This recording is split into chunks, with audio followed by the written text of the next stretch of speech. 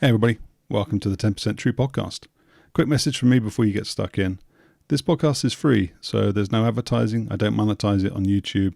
You don't have to sit through any annoying adverts, and I don't even ask for any money through Patreon. But if you could, in exchange for that, drop me a like, leave a comment, share my content, and if you're listening to the podcast version, maybe leave a review of the channel. That would be hugely appreciated. It will help me to grow my audience, which is really what I'm trying to achieve. Anyway, with that, I'll let you get back to listening. Enjoy.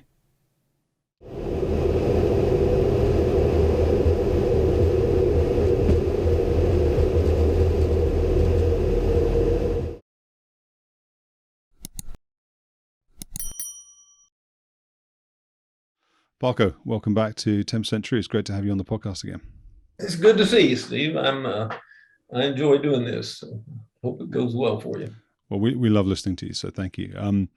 The purpose of today's, I don't want to call it an interview, sounds formal, but the purpose of today's conversation then is to understand a little bit, Ben, about how you became the sort of F-15 Eagle fighter pilot who went on to take command of the 58th TAC Fighter Squadron, turned it into a killing machine, and then that unit went out to the desert in late 1990, early 1991. I think they got about 16 kills, flew about 1,800 combat sorties.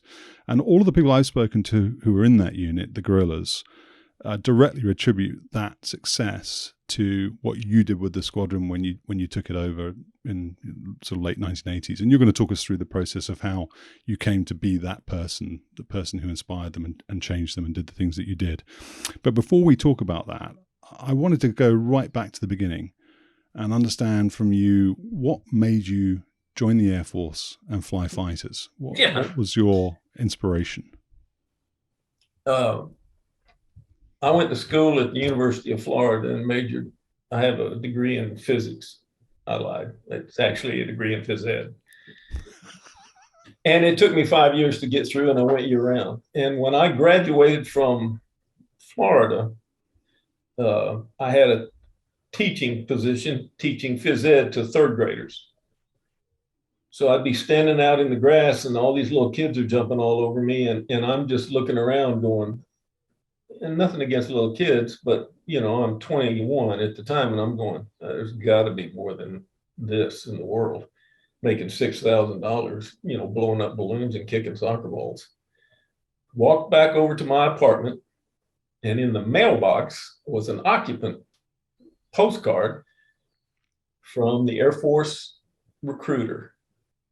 And I said, I go to the Air Force recruiter, I walk in and I said, you know what? I'm thinking I might like to join the Air Force. What can you do for me?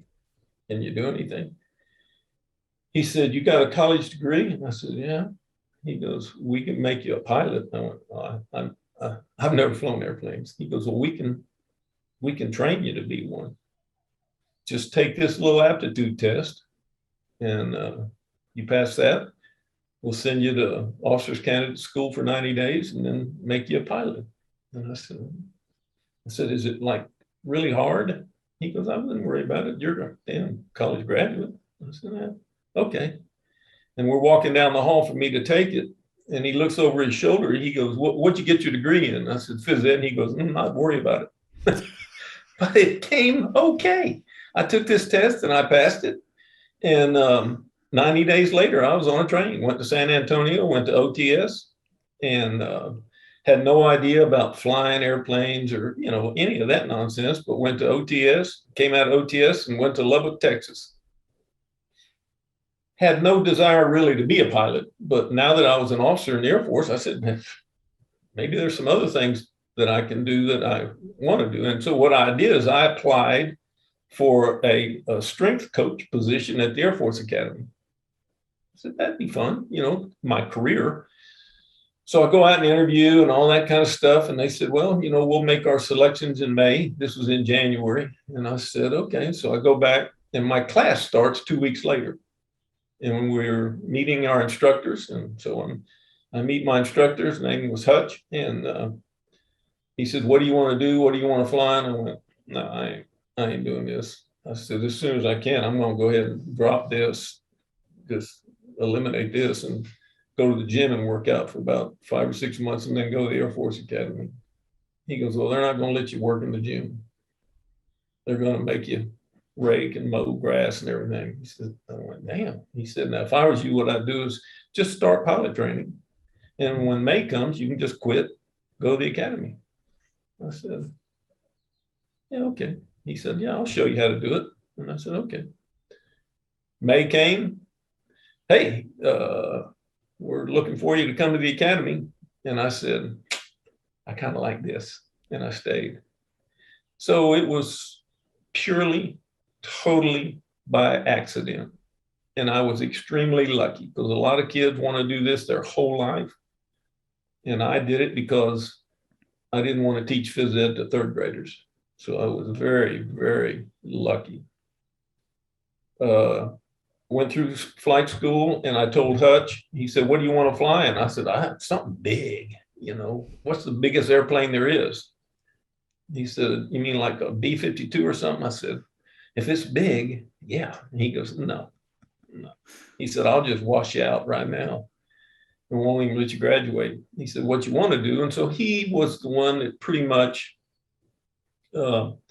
set my mind right as far as what you want to do in pilot training, how hard you want to work, and what you want to gain from going to flight school. And I graduated top of my class. So I got first choice.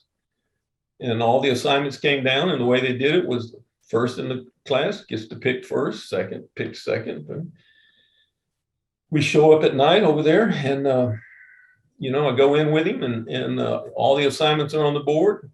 Everything from OV-10s and an F4 to big airplanes. And I said, I'll take the F4. He goes, okay.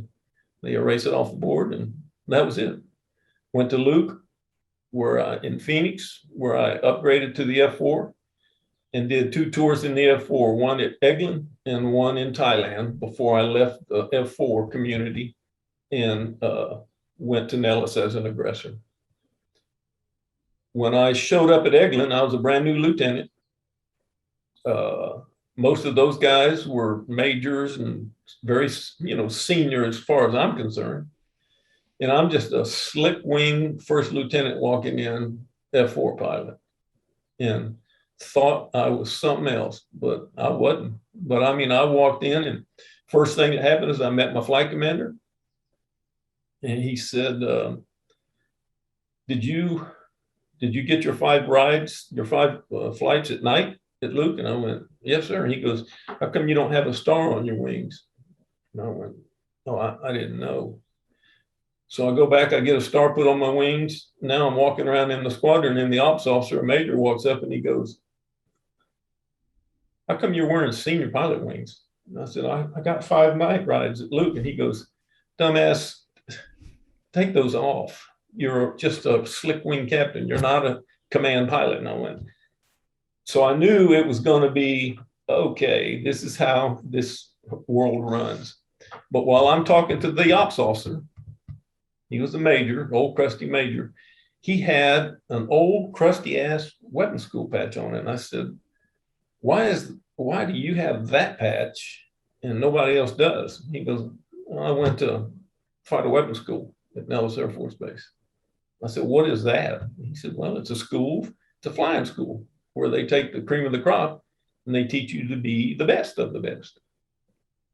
And I said, ooh, can I go? He goes, that ain't how it works. He went through some criteria of this and that and this and that. He said, but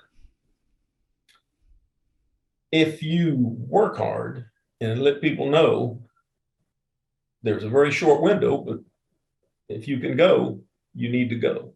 And so he set me up as a brand new lieutenant in the F4, 20 hours in the airplane of wanting to go to fighter weapons school.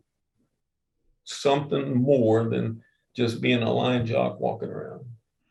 And so that's what set it up. And so I flew my 18 months at Eglin, and then I flew my 15 months in Thailand in the F4 and was able to fly a lot.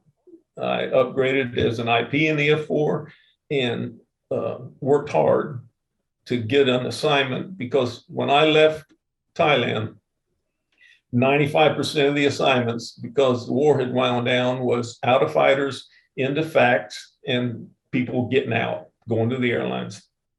So OB-10s, O2s, Army exchange, flying, riding a Jeep, and this and that and this and that. And my detailer, my personnel guy, talked to me when I was in Thailand, and he said, if you stay there an extra 3 months, I can put you in a squadron at Nellis that's starting. It's called the Aggressor Squadron, flying T-38s. Or you can leave now and go fly an O2 somewhere. And I went, cool, I'll stay, And so I stayed, and I left in December of 75 and went to Nellis as an aggressor. Paco, can you talk a little bit about the F4? One of the things that is interesting when you look at the continuum, let's say over the last 50, 60 years of aircraft development, is this rapid advancement in capability that happens, with the development of microelectronics and miniaturization and being able to create missiles and put more and more capable radars in. And there's a big jump, obviously, between the F4 and the F-15. But just for some context then, for when you do come to talk about the F-15, what was that? Were you flying a D model? What was it? What were its capabilities? What was it like? When I flew the F4 at Luke in upgrade training, what they call it RTU, replacement training. It's a replacement training unit. It's where you get your initial training in that particular weapon system. It was an F4C. Didn't have a gun. You could carry a gun pod. And 90% of what you did was air to ground. Just practicing dropping bombs, and a little bit of air to air against each other, F4 against F4. But as a wingman, all you did was you were put in a, quote, flying fighting wing position. You're put 1,000 feet behind your instructor, and your job was to just stay there while he chased the other airplane around. So you learned zero, okay? There was an intercept phase. The radar is a pulse radar, so it paints the ground just like it paints an airplane. So if the airplane that you're looking for is slightly below you, the Earth is bigger than him, what you paint is the Earth. You can't find him. So everybody got to keep getting lower and lower and lower. So as far as air to air, no, it was just, there just wasn't nothing to it. It didn't even have, like I said, it wasn't a gun. It was an interceptor. It was built to do nothing but shoot AIM-7s and AIM-9 missiles and not dogfight, period. When I went to Eglin, it was an entirely different world. Eglin had E models that had built-in guns, and they were slatted airplanes, which meant the wing was a different wing. It had slats and stuff to give it more maneuverability. So I come from RTU and go to Eglin, and it was considered an F4 air-to-air wing. So now the mission changed. I had no air-to-air experience, but everything we were doing was air-to-air, flying against other types of airplanes, flying against each other. And I mean, I was just clueless and just hanging on to these guys, trying to figure, no more fighting wing. You're out here by yourself. We're trying to coordinate and engage. And I mean, it was so far over my head. It was scary, but I kept trying and kept trying.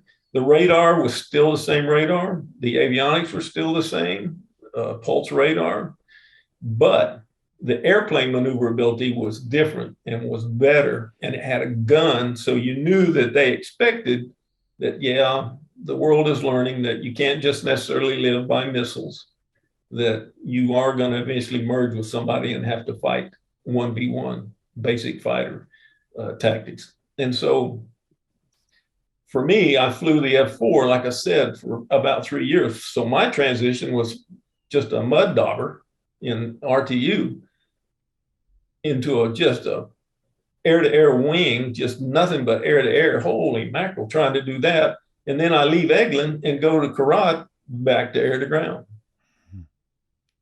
Back to air-to-ground. And my air-to-ground skills had gone to hell in a handbag. And I mean, I could not, it was embarrassing. I just couldn't do anything on the range because I kept reverting back to, well, I can fly air-to-air, but I can't do air to ground. So it took a lot of work and study to learn how to do that type of mission before I went off to the aggressors. So it was, and there's two people. in the F4. It's the only airplane I flew that had more than one person in it, other than the Southwest. But so the success of the airplane itself was the resource management between the two of you. If all you're doing is screaming at each other, you're not going to do nothing. But if you're not talking to each other, and he doesn't know his role, and you don't know your role as far as what you can do and what you can't do, it's totally it's just not. You can't do it. You need to have crew. You need to be crewed. You need to have a backseater and a front seater that fly together, just like they were married. And so that's what happened. They would crew you, and you would learn, both of you. So I had an experienced backseater because I was inexperienced in the front, and he would teach all that cockpit and everything. And it was weird because the technology began to change, and we were hearing about the F-15 single seat, pulse Doppler, having to read what the hell is that, radar, and how far it could see. And I don't have to talk to nobody. No, you're going to do it all by yourself with your hands and this and that. And it was above your comprehension until you got in it the first time. And it was just so natural, playing what we call the piccolo. So a lot of people will tell you that two seats are better than one seat. Two sets of eyeballs are better than one set of eyeballs. Two sets of eyeballs is great when your avionics suck. One set of eyeballs is perfect when your avionics are primo. Was there a moment then, and we can return when you talk about the Eagle, we can return to that sort of theme, but with the air-to-air side then, is there a moment when it clicked? Did you, is there a visceral moment where you're doing something in the airplane and suddenly you realize you can do it? Does it actually not happen like that? Does it happen over a period of months where gradually you get better? What's the experience of becoming proficient or even good at it? I think when I transitioned from what we call fighting wing, and fighting wing was a carryover from World War II. That's what they did in World War II, because they put a guy behind the leader to stay back there to protect him against gun attacks. So it was just purely against gun attacks, but it takes one whole weapon system out of the mix. At Eglin, when I went to Eglin and it became an air-to-air wing, my first air-to-air sortie, I'm no longer tied behind this guy. I'm 9,000 feet out to his right or his left, stacked 2,000 or 3,000 feet above and below, with lookout doctrine and all that kind of stuff, and freedom to move based on what we're doing. But the hardest thing for me to learn was it's three-dimensional. I can go up, I can go down, I can go left, I can go right. I don't have to be everything single plane based on what he's doing. But that's what I was accustomed to doing. So it took me probably at least 6 months before I realized, with an experienced backseater who actually, it would be another pilot, an experienced backseater, a pilot who I later was with in the weapons school, who would say, he would talk you through it. Go up, go up, go up, come. And that's what began to click. When I had somebody show me once, here's what we're trying to do. Oh, okay. Don't maneuver. You're no longer maneuvering relative to your flight lead. You're maneuvering relative to that bandit, not the flight leader. And once he got me understanding that, it just clicked. Oh, okay. It's starting to make sense now. Now I can evaluate turning room and energy states and things like that. And it doesn't all have to happen in 5 seconds, One of the things that people say about you, I got to be careful. I don't want to sound like a sycophant, but I can repeat the things that say to me. And when I put it out there that you and I were going to have this interview, and one of the guys who used to fly with you, BD, got in touch with me, and he told me some stories which hopefully you'll talk about later, about sort of some funny stories. But the other thing he said was that he and one of your other colleagues who still apparently says this, is that when Paco wanted to take 10 knots off of you, he took 10 knots off of you. And one of the things that everybody agrees, I had Sly McGill on Sly McGill said the same thing. I'll put a link in the description if people at home have not watched that interview, but do, because it's great. Is that you were really, really good, really, really good at this. So I'm curious to know, did that then happen through sheer force of will, or was there an inkling? Was that guy in your backseat? Were the people that were flying with you in senior leadership positions at Eglin and then in Thailand able to actually see something in you that was different? How did you get to a point then when you were so good? Yeah. Now, not trying to make this sound as if this is not an ego trip, but for me, I could listen to you, I could see it, and I could do it. And I always credited a lot of the skill that I had as far as being able to teach and to do what I did as it was a God-given talent. I think my athletic talent, it became athletics in the air. I always treated everything I did it's another game. My coaches told me what to do. I know what the basics are. Follow the game plan. You'll be successful. And this, I don't want this to sound wrong because I don't have a great big vocabulary against, people that maybe, might have a degree in lunar architecture or something, but I don't think you can take two guys and expect just because he has a degree in physics or something and you have it in phys ed means he's going to be better. I think in this world of dancing to the sugar plum fairies that you have to have some kind of an athletic ability to do this and to do it correctly. Now that's in the area that I lived in until 94 when I got out.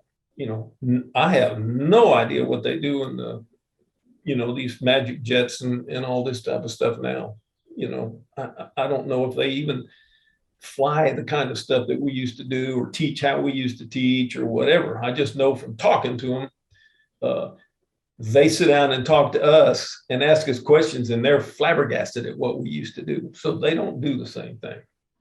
And you may need more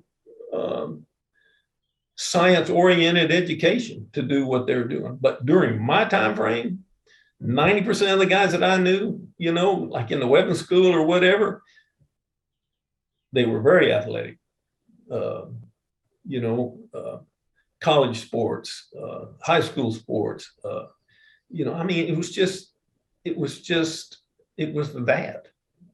I credit it to the DNA that my mom and dad gave me.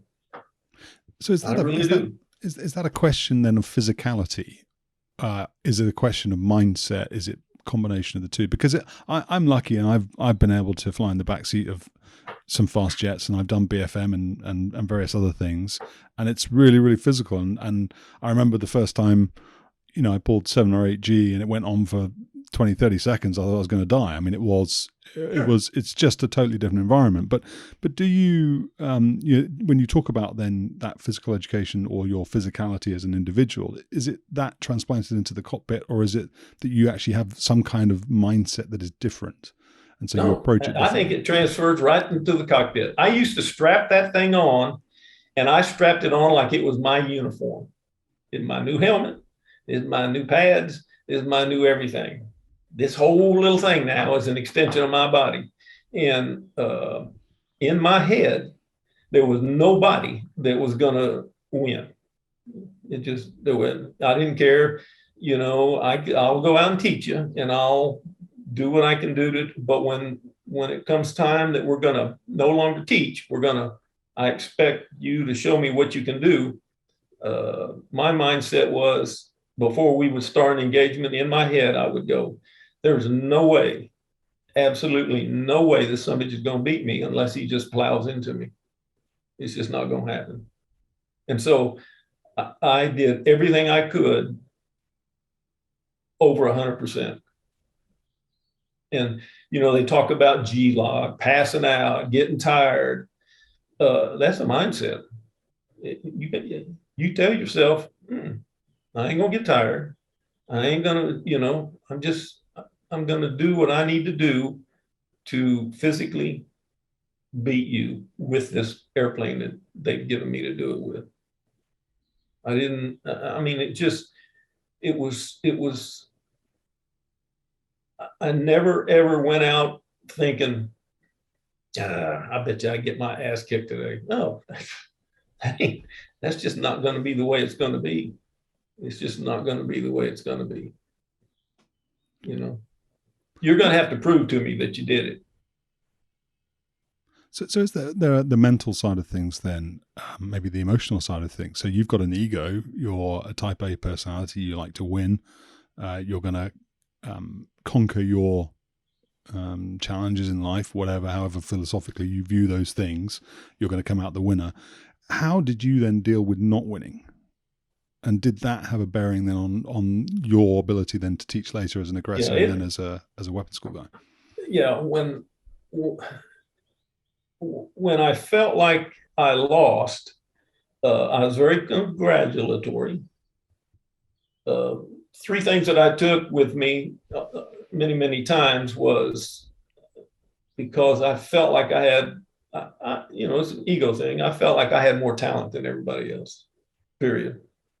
This is who I am. And I didn't care who you were. I'd meet you. Hey, how you doing? And the first thing through my head was, I've got more talent than you. I've got more talent you'll never have. Okay, period. That was in my head. I didn't say it to him. But externally, I always said, I'm going to be humble. I'm going to be approachable if you got questions, but I'm going to be credible.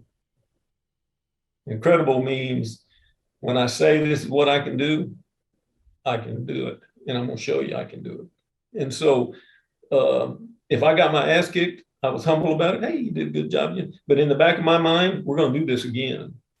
It may not be today. It may be tomorrow. But we're going to do this again. And we're going to do it until I prove to you that I'm credible and you were lucky. You didn't do it by any skill. You need to remember in the F-15, I used to tell weapons school students and guys in the squadron primarily, I would tell them flying skills and study skills. 90% is just my rule. 90% of the F-15 guys could use 10% of the airplane. My job was there's 10% of us that can use 90%. And that's my job, is to make you all of you, the 10%, using 90% of that airplane. You have, just like F-16s are in it, you have F-15 pilots and you have F-15 employers. So 90% can use 10%. They're just, hey, guess what? I'm wearing an Eagle patch, got me an Eagle driver patch on and shit like that. Couldn't have a midair if they briefed it for 2 hours.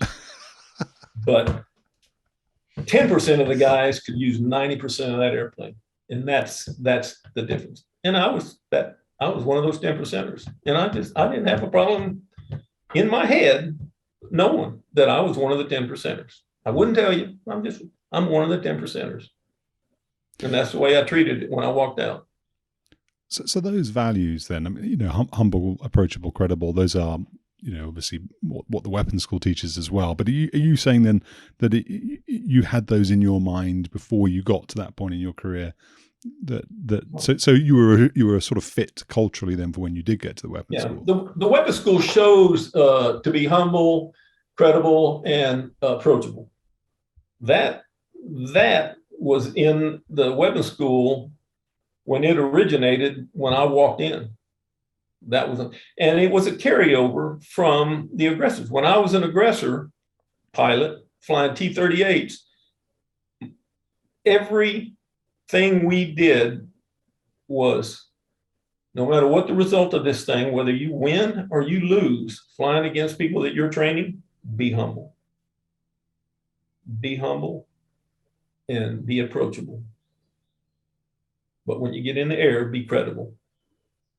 But those two things on the ground, be humble and be approachable. And it was a carryover to the schoolhouse. Were you seeing those values or those attributes playing through when you were flying the F4 then? So I'm curious to know, I've kind of interrupted your flow. You were talking about how you got to the aggressors, and I've taken you down a couple of rabbit warrens. But one of the things I'm curious to understand is what you saw that you liked in your leadership when you were a young guy, and what you saw that you didn't like, whether there were people you thought, I'm going to model when I'm a leader, I'm going to model myself on their leadership, or I'm going to not model myself on their leadership. What were you seeing? And, culturally, what was happening in the Air Force at that time? Up until I came out of the F4, the war in Southeast Asia was pretty much over, and we had a surplus. So there were people getting ripped, we don't need you anymore, getting passed over, we don't need you anymore. And the F4 was going away because we saw the F-15s coming, and so the F4 was, it just was kind of sliding. And everybody wanted to, they saw the world changing, F-15s coming, the Air Force doctrine is changing from one role, multi-role, let's do everything half-assed, let's try to do a couple of things well. And so we saw the roles all changing. And to tell you the truth, I remember even in the F4 going, I don't mind flying this thing, but if there's a chance I can get out of it and go fly something else, I'll be happy to, as long as it's a jet. I don't want to fly no O2. I don't want to drive no Jeep for the Army and shit like that. But if you got something that will continue to mold, I'll do it. But probably the majority of them were bailing and going to the airlines. Going to the airlines. And I'll tell you, when I went to Eglin, my ops officer, it's probably not appropriate to use names. I don't know. It's up to you. But my ops officer, can I use names? Yeah.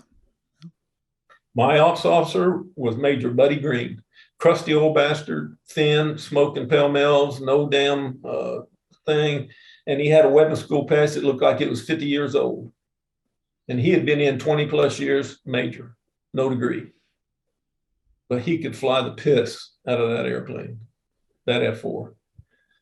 My flight commander, Bobby Ellis, one of my best friends, could fly the piss out of that F4.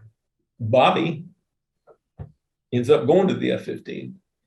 When I ended up coming to the F-15 after a couple of years later, I walk in, he's my instructor. And we both go to the weapons school together. And we both are instructors at the weapons school together.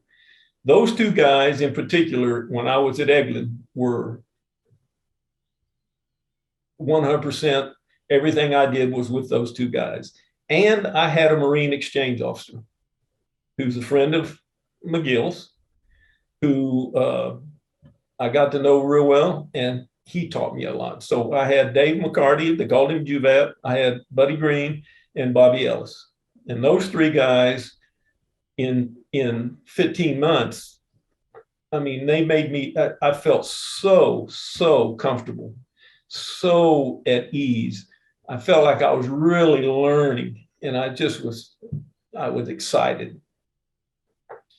Then I leave and I go to Karat, and I expect the same kind of talent. No, it wasn't there. The war was over, so Karat and Thailand was being used. Hey, we had a guy that's been in this staff job for 3 years, and he needs an overseas return date. He hadn't been overseas in 4 years, so we'll send him over for a year and then send him back. So let's just update his overseas return date. Send this guy over. You get a squadron commander to show up. Hey, this guy looks like he's going to be pretty good. Get 7 months. It updates your date. Boom, gone. So there's a bunch of LTs, lieutenants running around like me. And we're all trying to figure out what the hell. And so we didn't have that kind of experience level. I didn't. And you were just kind of on your own. So I was able to take, though, what I'd learned at Eglin. If I'd have gone to Karat first, I'd have got out at the end of that F4 tour, just like everybody else. But going to Eglin, saying, you know what? I think this is going to be good. I think this is going to be fun. You know, as long as I can stay in a jet. If I can't, I'm gone. But and the wing commander at Karat, I was a young slick wing captain instructor. He comes over, had been a Thunderbird, and he was getting requalled, and they stuck me with him. I'm going, damn. So I'm having to ride around this pit and let him get his landing currency and all that. And he could fly the piss out of that airplane, but he had to have an IP. And I got to where we would bullshit with him, and I liked him. He was a good guy. And I remember he asked me, he said, you know, what would you like to do? Would you like to like go be an aide somewhere maybe or something? I'm going, no. I said, what I don't want to do is fly something with a prop. And I'd like to stay in jets. And he said, well, let's see what we can do. And so I think he helped me get that aggressor tour to go to Nellis. What did you and know? when I went to Nellis and got there, I'm the first one to walk in without a Vietnam tour. I wasn't a big hit on campus. You know, I walk in, holy shit. I'm like, a slick wing captain, and there aren't any others. You know, I'm going, oh my God. And married me up with a guy, an instructor, and to teach me how to be an aggressor. And that squadron commander, that ops officer, everybody in that squadron welcomed me. Well, Earl was my ops officer. Obi-Wan. You can imagine what that was like. Squadron commander was, you know, same as Earl, you know, Devil Muller, Ron Iverson, Mike Pratt, all these guys with just thousands and thousands of hours, MiG kills and this and that. And I'm a turd walking in here. I'm going, oh, Jesus, is this going to work? And they took me just like I had been with them for 10 years and let me do my thing. And Devil, my instructor, who called me as an aggressor, had played for the Chicago Bears. I saw him run through a brick wall one time. I mean, no shit. He was drunk, but I saw him run through a brick wall one time. And I remember, so we're both, and all those guys were that kind of guy. They were very, very athletic, very, you know, my squadron commander was an All-American defensive end at Georgia Tech. I mean, damn, you know. So it was, I could see what it was going to be. I could see. And Devil Muller, my instructor as an aggressor when I first got there, he had the same mindset. He kind of helped me and guide me like he did, but like we would go out and fly a 1B1 BFM or something like that, and I would maybe get a good handle on him. And I remember walking back in one day across the flight line, and in the T-38, you wore your parachute.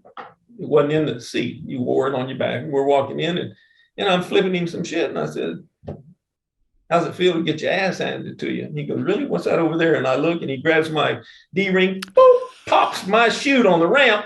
Now I'm walking across the ramp, carrying all my shit, my damn parachute and everything. People looking at me like, what the hell's this rookie doing? Walking in through the squadron.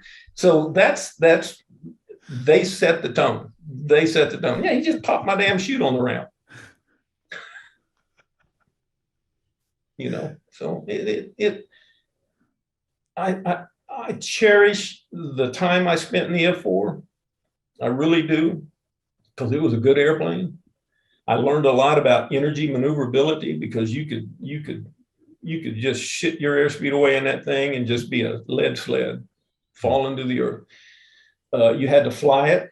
It didn't have all this weird flight controls. If you didn't use the rudder and keep that stick centered, you know, and do what you need, it'd just be out of control.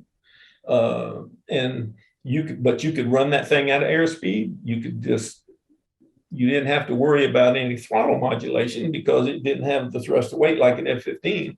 But it taught you very, very,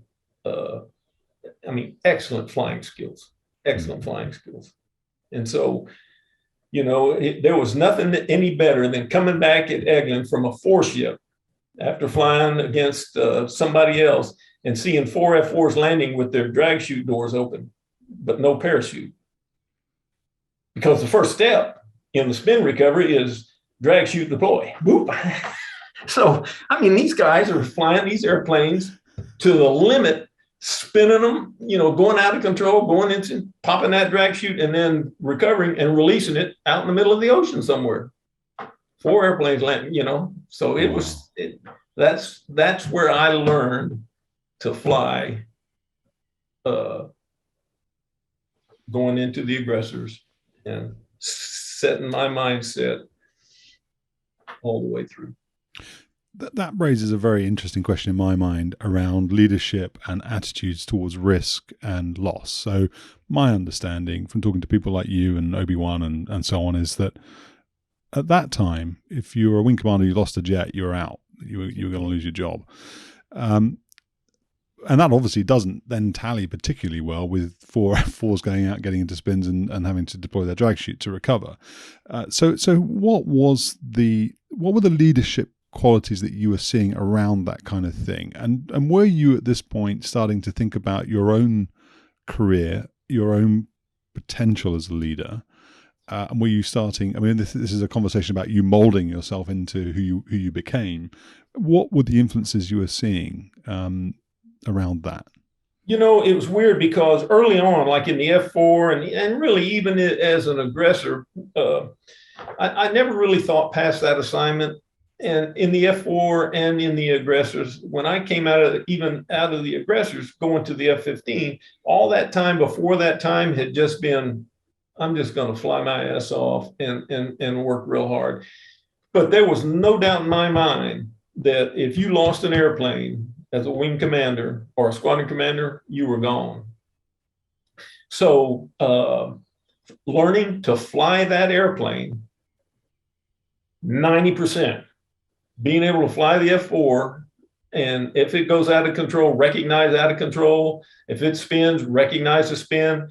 Do what's required to recover and bring that thing back that everybody bought us. I didn't care, and nobody else cared. If you cared, and there were wings flying the F-4. There were wings when I was an F-4 guy. There were wings, other bases flying the F-4 where wing commanders would put an airspeed limit on the airplane. Can't go any slower than 250. Period. Well, we know that was bullshit. You got to go slower than that just to land the damn thing. So we knew that, they're just pulling a number out of their butt. Okay. And so what they did was some of these guys would limit what you were allowed to do with the airplane to the point that there was just no way to lose it. You just go out, do intercepts and come back. When I was an aggressor, one of the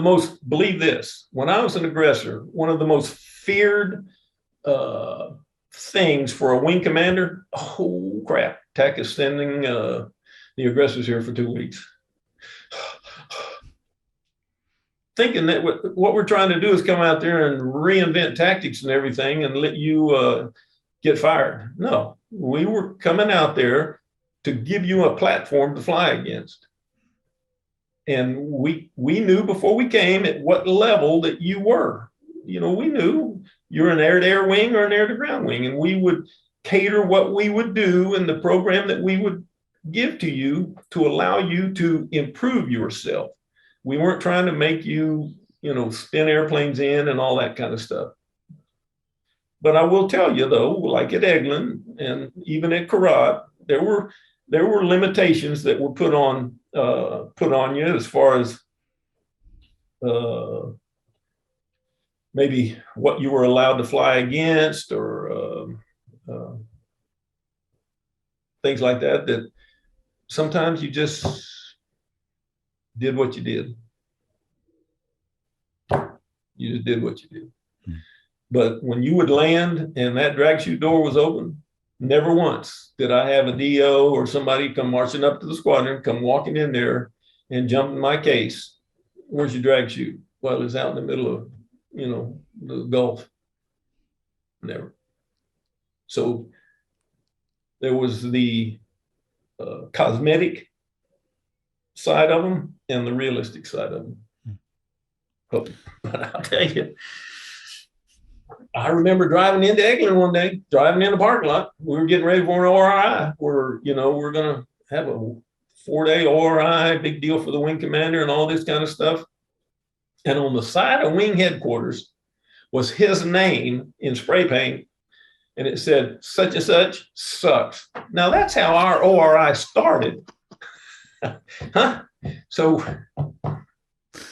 yeah, that's how it started. And I'm going, oh my God, I don't ever want to be like that. I want these guys, everybody I fly with or fly against or whatever, I want them to be able to fly 90% of this airplane or more. Was there not some justification though for the trepidation of a wing commander hearing that you guys were coming on your roadshow? Because there is that infamous email, not email because it didn't exist at the time, infamous speech, I think it was by General Fischer around, the cancer in the Air Force. And were you there for that? What can you tell us the story behind it and the repercussions?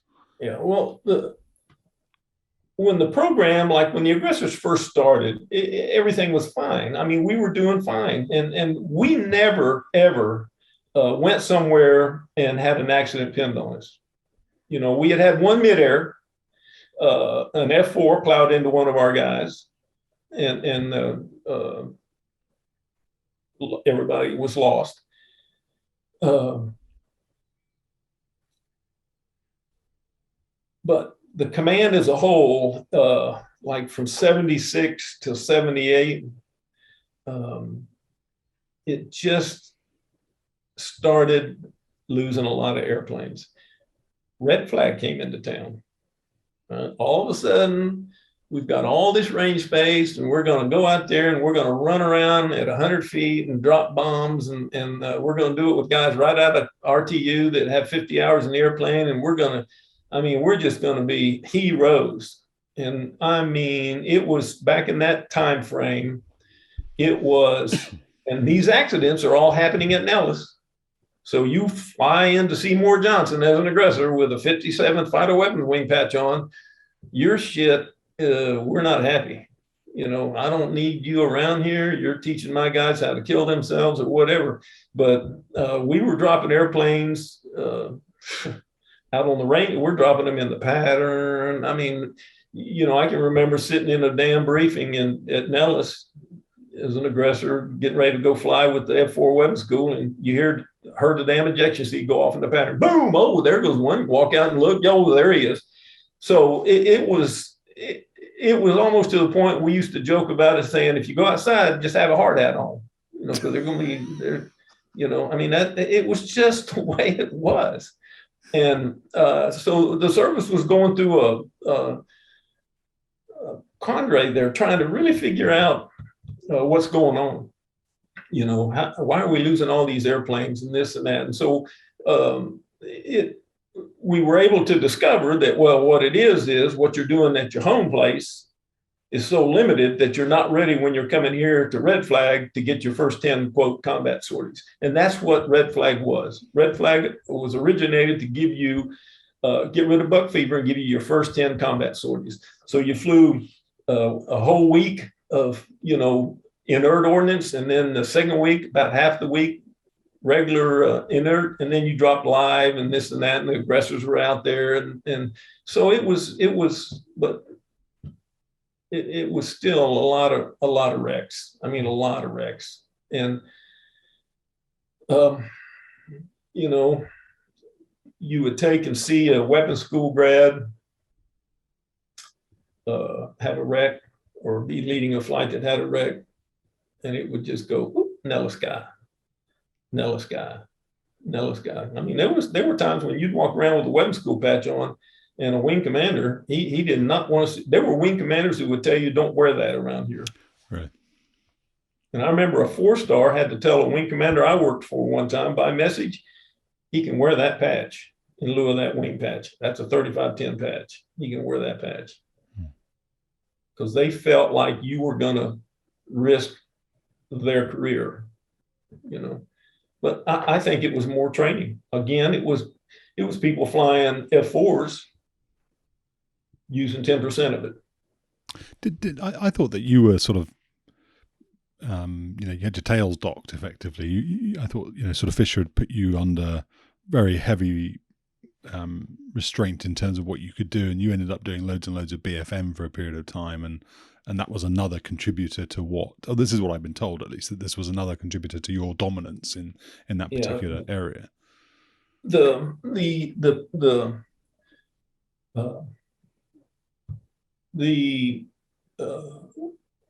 I was in the F-15 weapons school at that time. Okay. What happened during that time, there were times like when General Fischer talked to us and gave us the cancer in the eye of TAC and all that kind of stuff.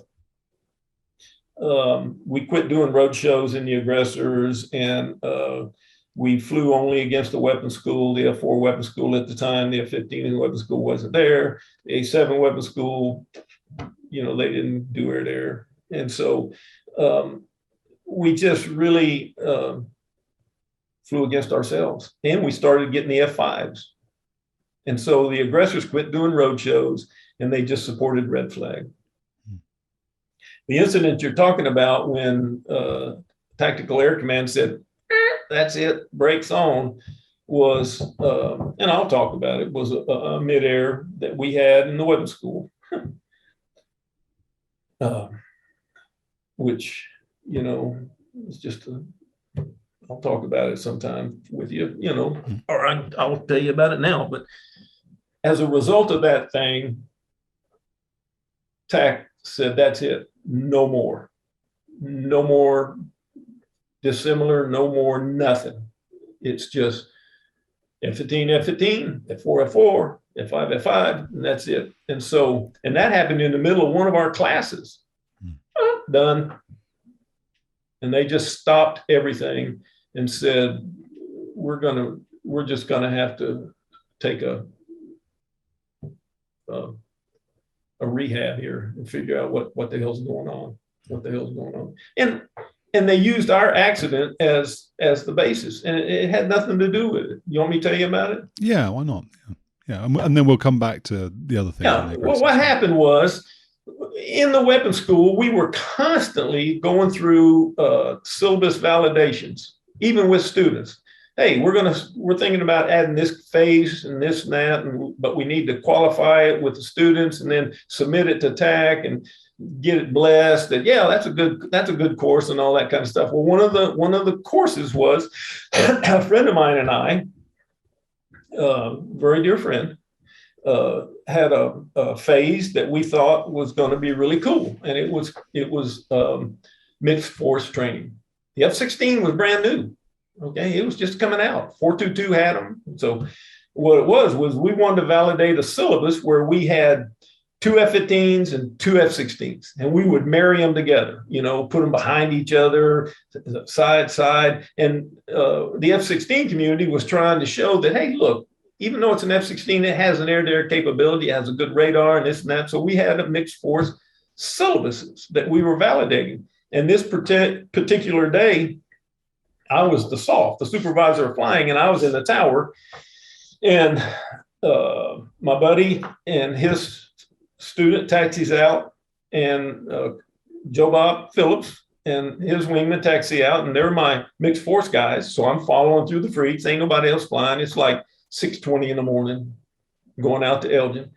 And then about 7 F-5s come out after them. And the deal was, we don't want us, Blue Force, to know how many Red Force there were. So that's why they come out second. Everybody takes off. So they're out there, and I'm listening to Bobby and everybody.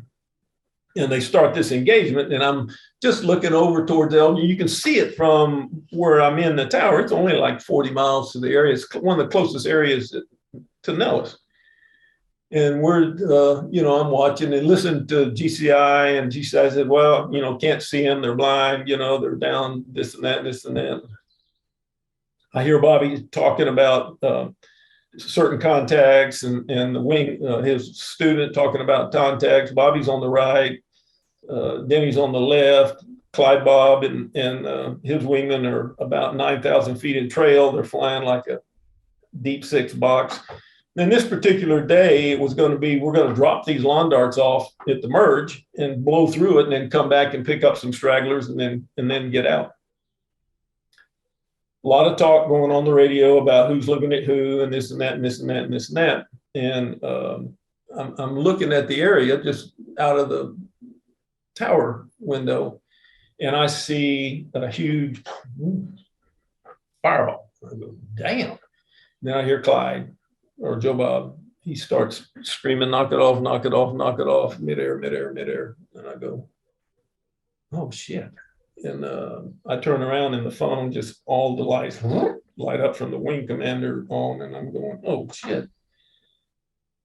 So we have this wreck, and this guy was a very, very close friend of mine. It's the same guy that my flight commander at Eglin.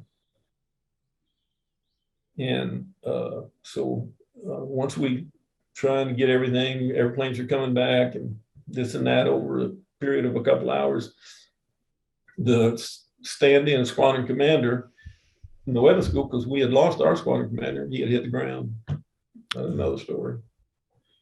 Well, stand-in he knew how close Bobby and I were. So we go to the school that his wife teaches at. So we go down there, walk in our flight suits, and the secretary's sitting there. And I said, I need to speak to so-and-so. She breaks down, and she saw the wreck. She was driving to work when she saw that thing, but didn't know it was Bobby. Wow. When that wreck happened, it shut. That was it. TAC said, we're done. We're done. And they just hit, boom. Speculation was they were flying like this. The guy that they plowed into each other was coming in very, very high. And wingman had a contact with him. Bobby is looking low. They start drifting towards each other.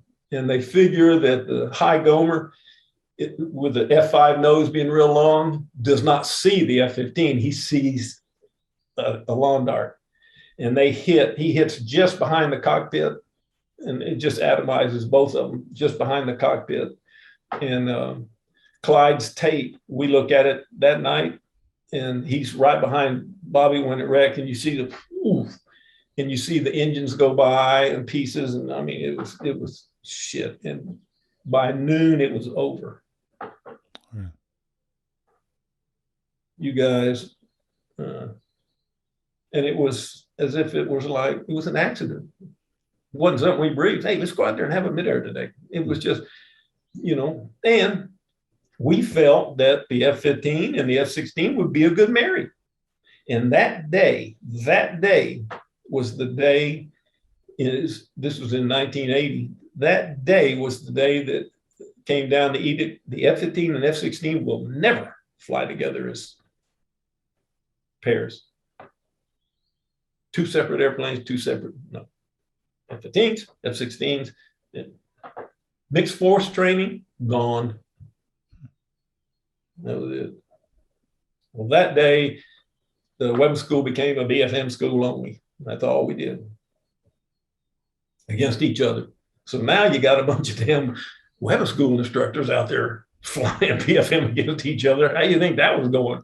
I mean, there were close passes and guys passing out and just, so we got real good at flying BFM against each other because it's nothing but instructors flying against instructors doing 1v1 BFM because there wasn't nothing else you could do.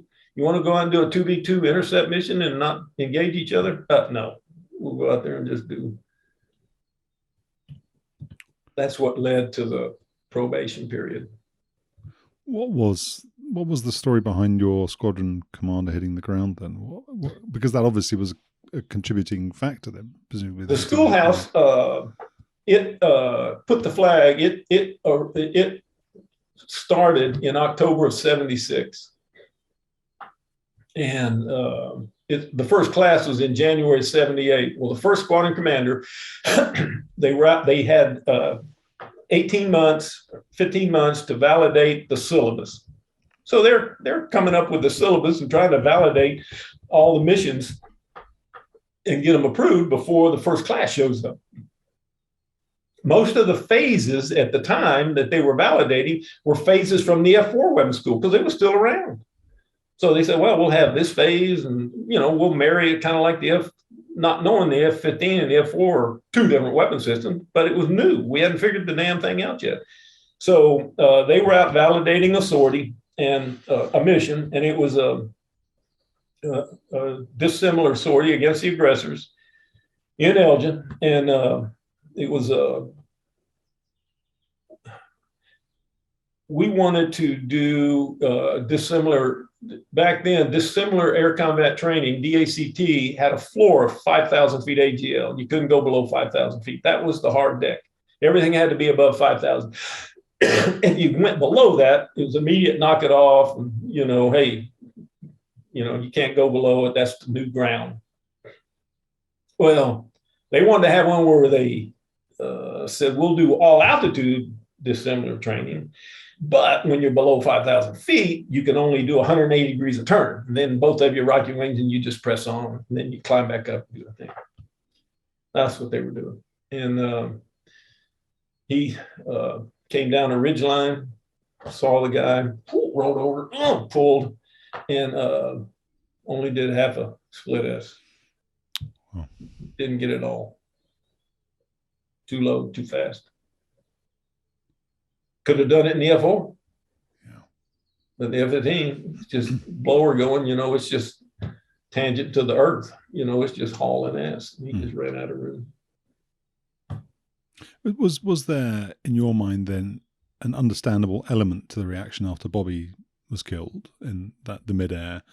With those two things in mind, the history of the aggressors up until that point, do you, in some senses, sympathize or not sympathize, empathize maybe with the leadership for making the decision that they did? I felt that, okay, I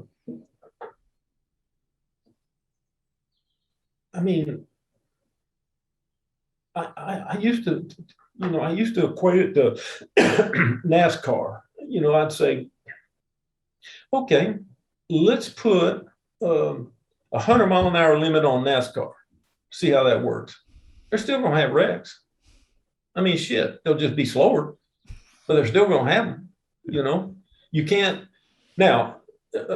So I equated it to NASCAR. I said, and I'm a big Formula One guy. I love Formula One, and I go, so why don't we just have Andretti only go 110 miles an hour, not 160? That'll help. Well, you're still going to have wrecks. They're just going to be slower. And so what we used to say was, that the best thing we could do so we're not going to have wrecks, but we look pretty good, is just leave them on the ground. Just walk around and look at them, paint them, sit in them, but don't move them. Don't put it in the ground. But, you're going to have accidents when you put a lot of airplanes in a piece of space.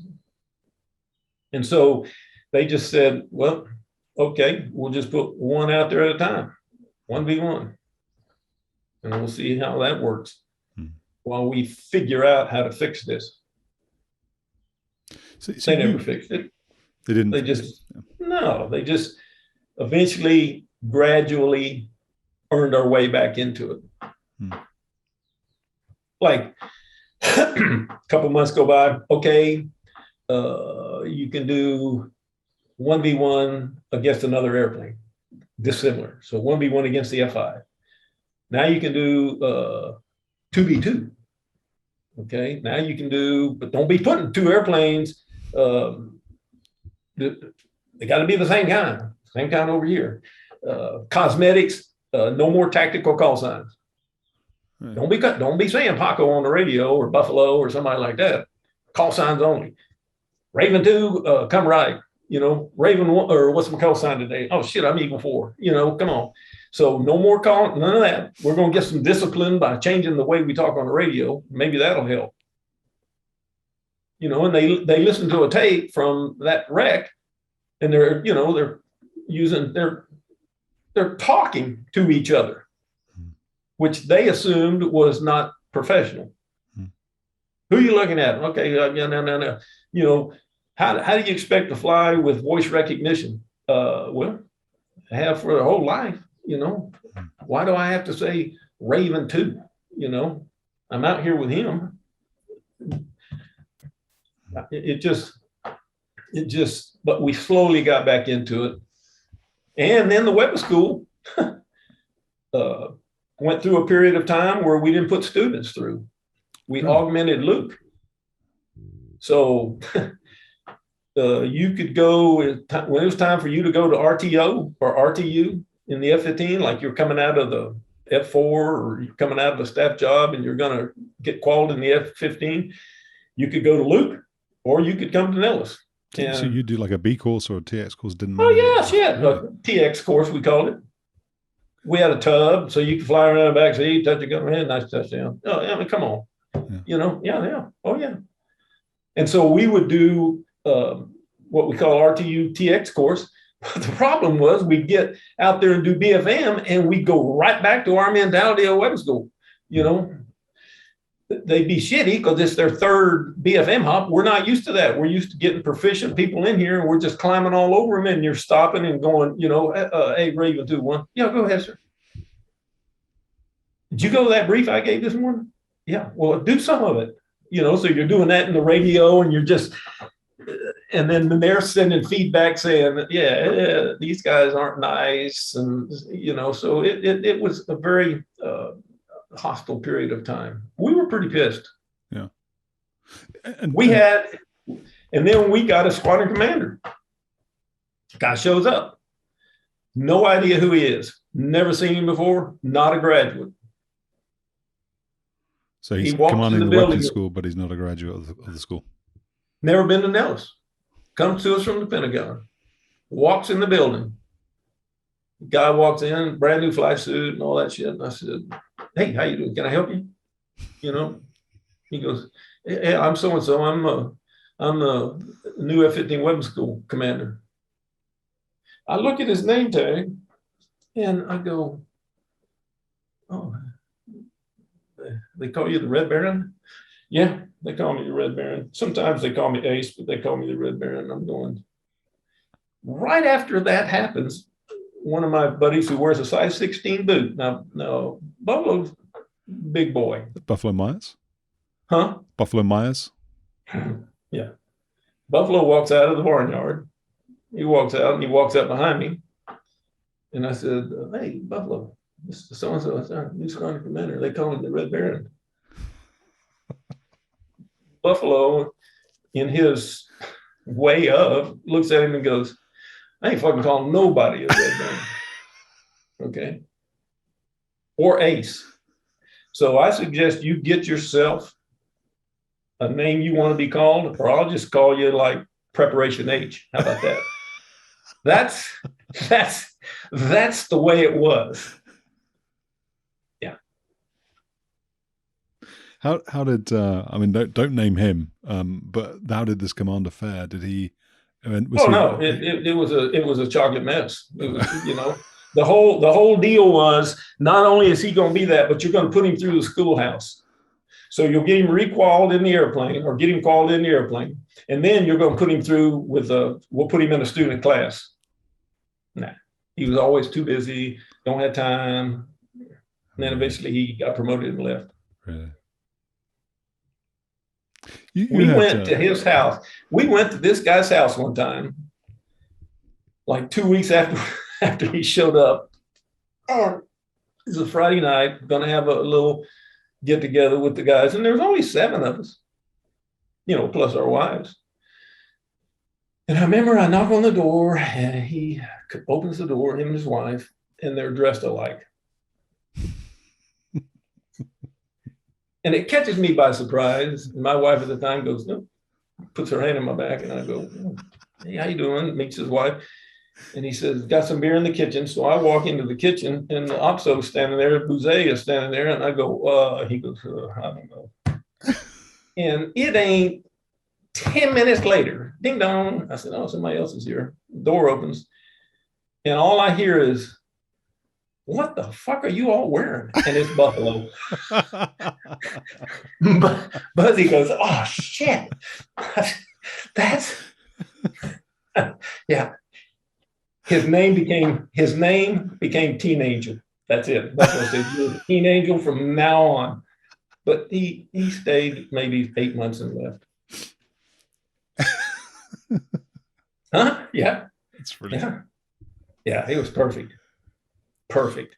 We're sort of obviously going where the conversation takes us, but to be clear, you arrived at the weapons school as a student initially. You were in the second class, I think. What did you find there in terms of, because you've just said, well, you know, the first class, they were sort of in 76, they were busy developing the syllabus and so on and so forth. But what did you find as a student, and what were you intent on delivering as an instructor? When I showed up as a student, the school first class was in January of 78. My class was in August of 78. 5 of us. We lost one accident. And every instructor I had known. I had flown against them. Some of them were from the F4 weapons school. Some of them had been previous aggressors. Because that 18 months before the first class, they were putting themselves through too. You know, F4 grads were, Buffalo was an F4, 414th F4 guy. So he's getting recalled and not recalled in airplane, but spinning up for the new syllabus and all that kind of stuff. So to tell you the truth, when I showed up, it was like homecoming. You know, like all of them are going, damn, it's about time you got here. I thought you were going to come in the first class. I said, well, shit, I'd only been flying the airplane 4 months. You know, I didn't have the time because you had the prerequisites. And the wing commander and the DO, where I was based at the time, I was based at Holloman. They had somebody else they wanted to send, you know, or, oh no, you all didn't even pick anybody. He said, well, yeah, we didn't know who they were, but we know who you are. So it was that. But when I got there, you know, my flight commander was the same flight commander, and I had Buffalo, and I had Buzzy, and I had, you know, Bobby, and they were all there. And so I didn't want to embarrass them. I didn't know the other 4 guys in my class. I'd never seen them before in my life. You know, I remember 2 of them, but I just didn't know them. But all of a sudden now I'm in the F-15 weapons school, and I'd only been gone from Nellis a year and a half. So there were still a lot of people there that knew I was there. I'd go to the club. What are you doing? Oh, I'm in the student in the weapons school. Ooh, I'm going to be looking for you when we're flying, and this and that and this and that. So when I got there, I said, I'm going to be the outstanding graduate. I'm going to win the flying award. Period. End of discussion. And that's how I did it. And I mean, you know, and I did, but I said that's. So what was necessary for you to do that then? One of the things that I'm sure you'll talk about at some point in this conversation is, you know, study, being in the vault, those sorts of things. But is that you just go out and you spend lots of time preparing before the actual briefing itself, and then you do lots of time debriefing? What do you need to do? I used to walk the briefs, you know, when it was my turn to brief, I would walk, you know, I would fly that flight in my head, laying in the queue room. You know, I'd fly that flight in the head, figuring out what I'm going to do, what am I going to do, what's he going to do, what I'm going to do, what's he going to do, you know. And I knew the personalities of these guys. So I knew, because I'd flown against Buffalo 100 times. So I, you know, was an aggressor. So I knew what Buffalo liked to do. I knew what Hostile Man liked to do. I knew what Buzzy liked. So I knew, you know, and before I left Holloman, my weapons officer who got me into the F-15, basically, Murray Sloan, Snake Sloan, he and the DO were both grads from F4 and F-100 school. Before I went to weapons school for 3 months, we took 2 airplanes, took all the tanks off of them and all that bullshit. And all we did was fly BFM and stuff in clean airplanes. So when I went, I was prepared to be there to show them what I could do in this airplane.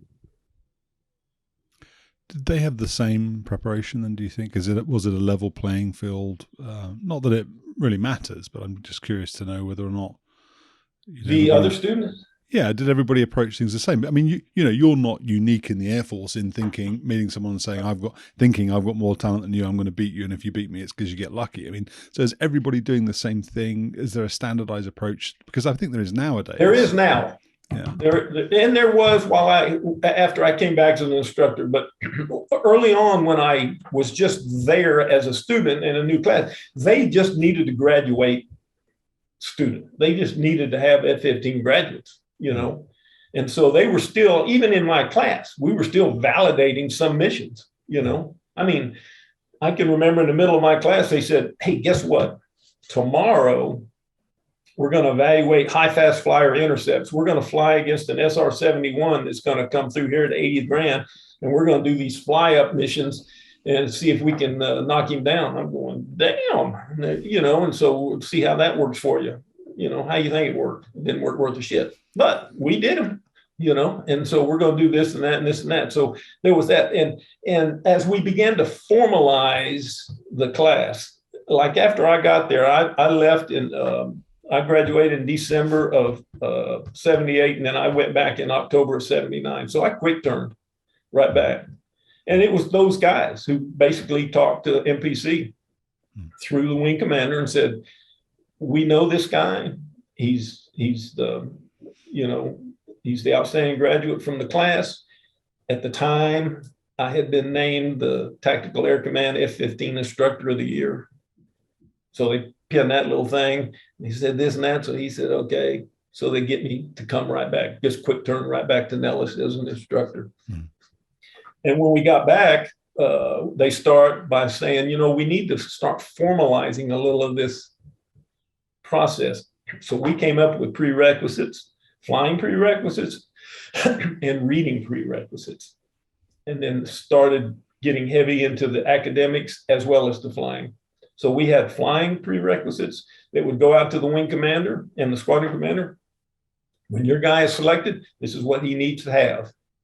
And if he showed up with his flight records and did not have that, TAC said, we're going to send him home. But we're not going to send all these different levels of proficiency to this schoolhouse and waste our time and money and not have it be a level playing field. And so, oh yeah. And we did send them home. Right. Yep, we did. Show up, not have it, boop, gone. Reading stuff and the academics, shit. I mean, that was just you saying, yeah, I read it. Okay, we're going to know here in a minute, when you get taught academics and you take your test. In 81, the weapons school, the flying phase was pretty much in concrete. We were kicking ass and taking names in the fight. And the academics were kind of a side note. In 81, academics came level, same. And in fact, the schoolhouse, we divided the instructors. We had an F-15 academic section and an F-15 flying section. Everybody was an F-15 instructor and flew with the students. But these people, their primary job was academics, tough academics. I mean, rebuilding F-4 AIM-7s, rebuilding AIM-9s, such that, being able to go to Raytheon in the AIM-7 school, the AIM-7 class, go to Raytheon and be able to sit with those engineers and talk about, what do we see with failures and this and that and this and that.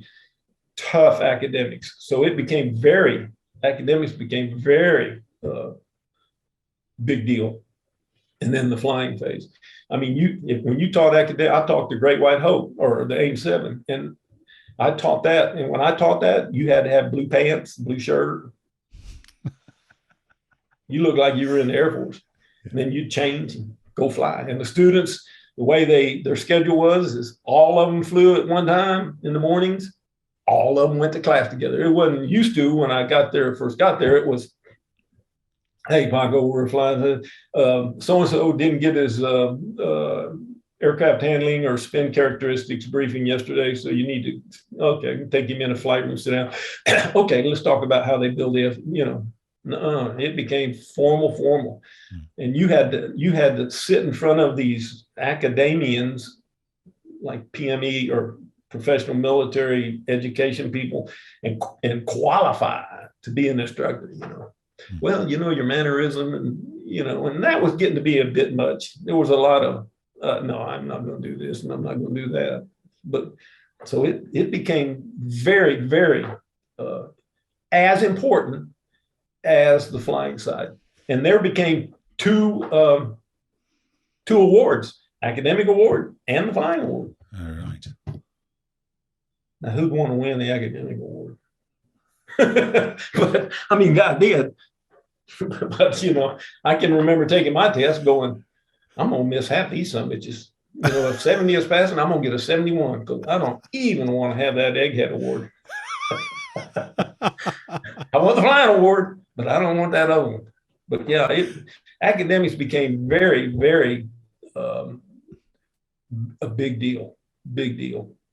There's some logic, isn't there, to if you spend all this time training somebody to become an expert to that degree, and the objective then is for that person to go back to a frontline squadron and share that knowledge and help them weaponeer and help them to develop tactics and put plans together and create the best wingman they can and the best flight lead they can and those things, you've got to have then the correct characteristics to teach. I mean, it goes back to what you were saying about being humble and approachable and then credible.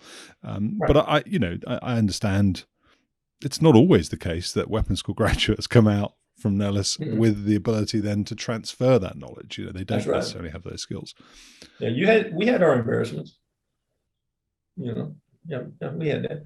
When we changed and started, I tell you, we wanted to be able to evaluate credibility and the ability to teach, not just flying, but academics. The students, when I was there as an instructor, we started a program where you have to write what we called a thesis. Come up with a subject that you want to write on. It'll be a 20-page program, and then you have to qualify it and justify it. So you tell us what subject area you want to do, and we'll listen to your argument. We'll say, okay, write that program or write that paper. And those papers were published in TAC Attack, which was a magazine that went throughout Tactical Air Command. And so there were papers written by just plain old slick wing students that changed air-to-air tactics. And one of the premier papers was F-pole tactics, crank tactics. This guy studied, how long and this and that, and he wrote that paper, and it changed the way we shot Great White Hopes and responded and stuff. That's the type of stuff. Expound on that, Parker. Can you describe what F-pole is, why it's significant, and what you do with it? Yeah, let's say if two jets are closing on each other and they both shoot at each other at the same time, there's the only difference in when those two missiles or when, let's say he doesn't even shoot, it's just another airplane and F-15 and just a MiG flying along and you fire a Great White Hope. And let's say you fired it at max range, 25 miles for whatever dumbass reason, but you shot it out there at 5 miles. The maximum range that airplane would be from you when that missile hit is 7 miles. If you just continued into, and that's what they call F-pole range. Where does the missile impact the airplane relative to your nose position? Well, what he did is he studied the AIM-7 flight, boost, sustained acceleration on a Mach 1 launcher and a Mach 1 1.1 target. And he looked at where those ranges. If I shot at 25 miles, where would it hit? If I shot at 20 miles, if I shot at 10 miles, if I shot at 12 miles. And then he started saying, now, how do I make that distance farther? And what he said was, what if we're not going at each other? What if we're going like this.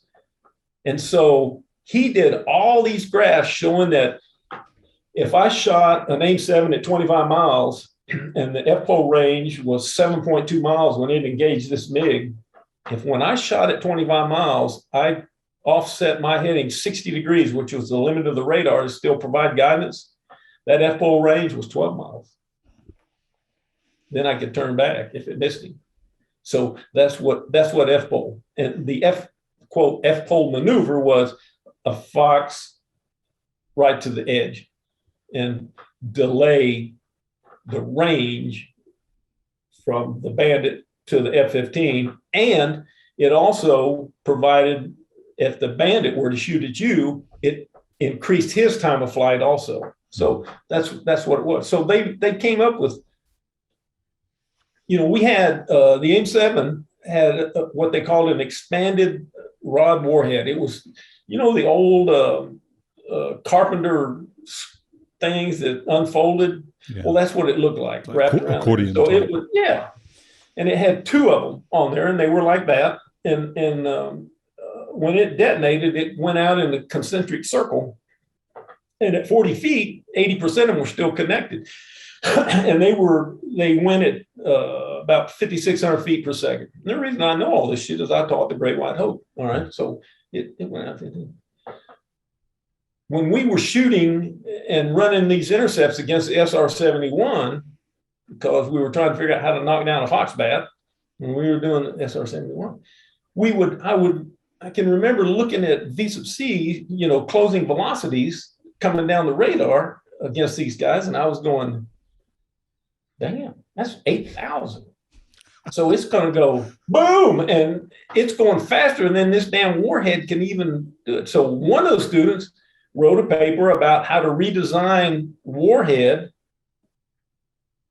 such that it was a three-dimensional instead of a two-dimensional, three-dimensional. And he actually went to Raytheon and sat with engineers and did it. That was the kind of emphasis we got on the flying side of it. So the students were extremely busy, not just flying, but academic. And the more we got into the academics, the high rollers really liked the academics, like seeing us walking around in blue pants and blue shirts and stuff like that.